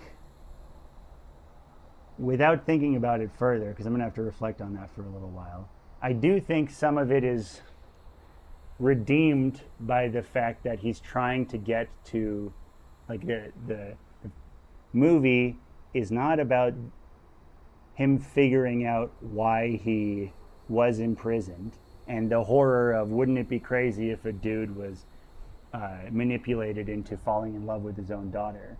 But I think the ending where he chooses to forget the revelation so that they can be in love anyway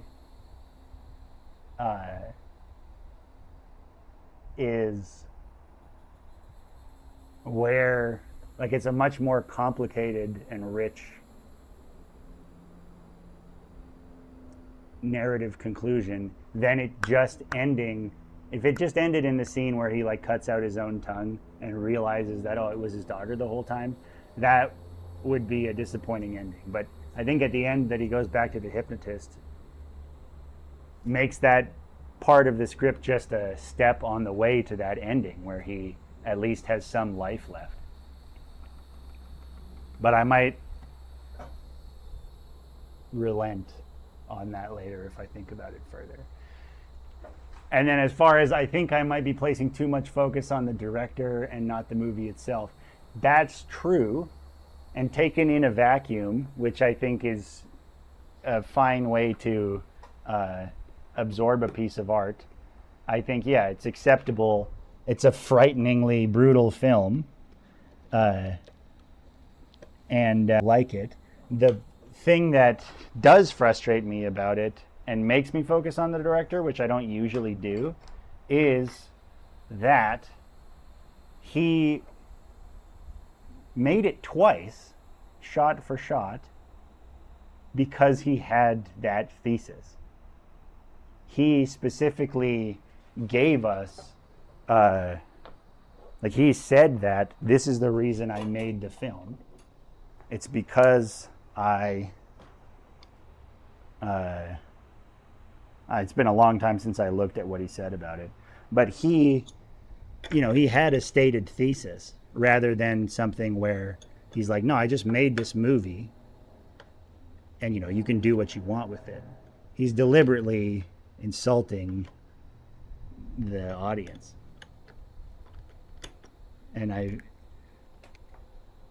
I think there's something like cosmically off about creating a world just to abuse the characters in a way that they can't escape. But you're probably right.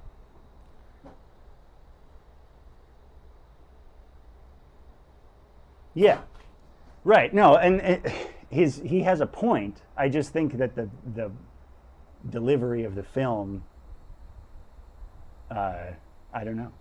That was my feeling from it. I'm not going to stand. I won't die on that hill, though. There's a reason that a lot of people really love that movie, and I think you're making a good point.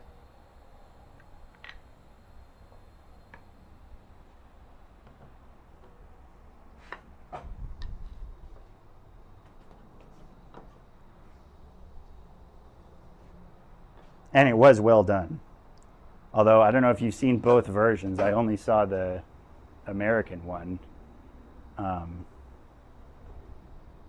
Because I picked that because it was more recent and also because I love Naomi Watts. But maybe it's different than the original Australian one. It's a pretty singular film, regardless. Okay, we're going to actually do some woodworking here after those things had dried. And then after I'm done with this, I think I'm burnt out, and I'll have to catch up with you guys tomorrow.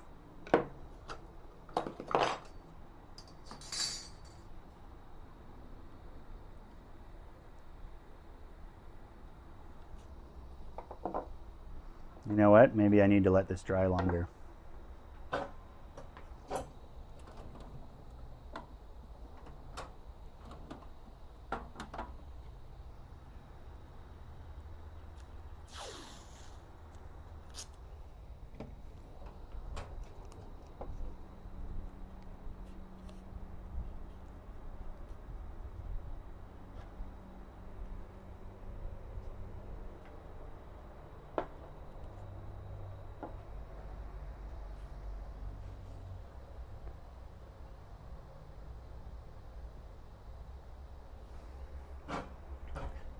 if you're getting burnt out, you're always free to just ditch the stream.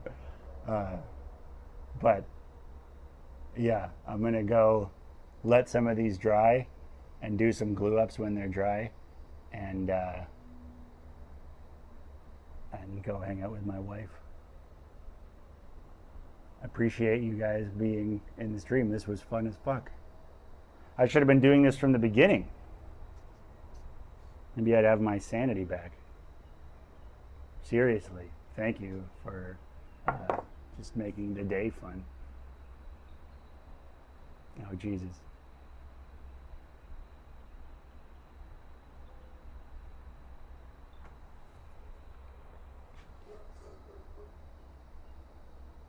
Where are you in the UK?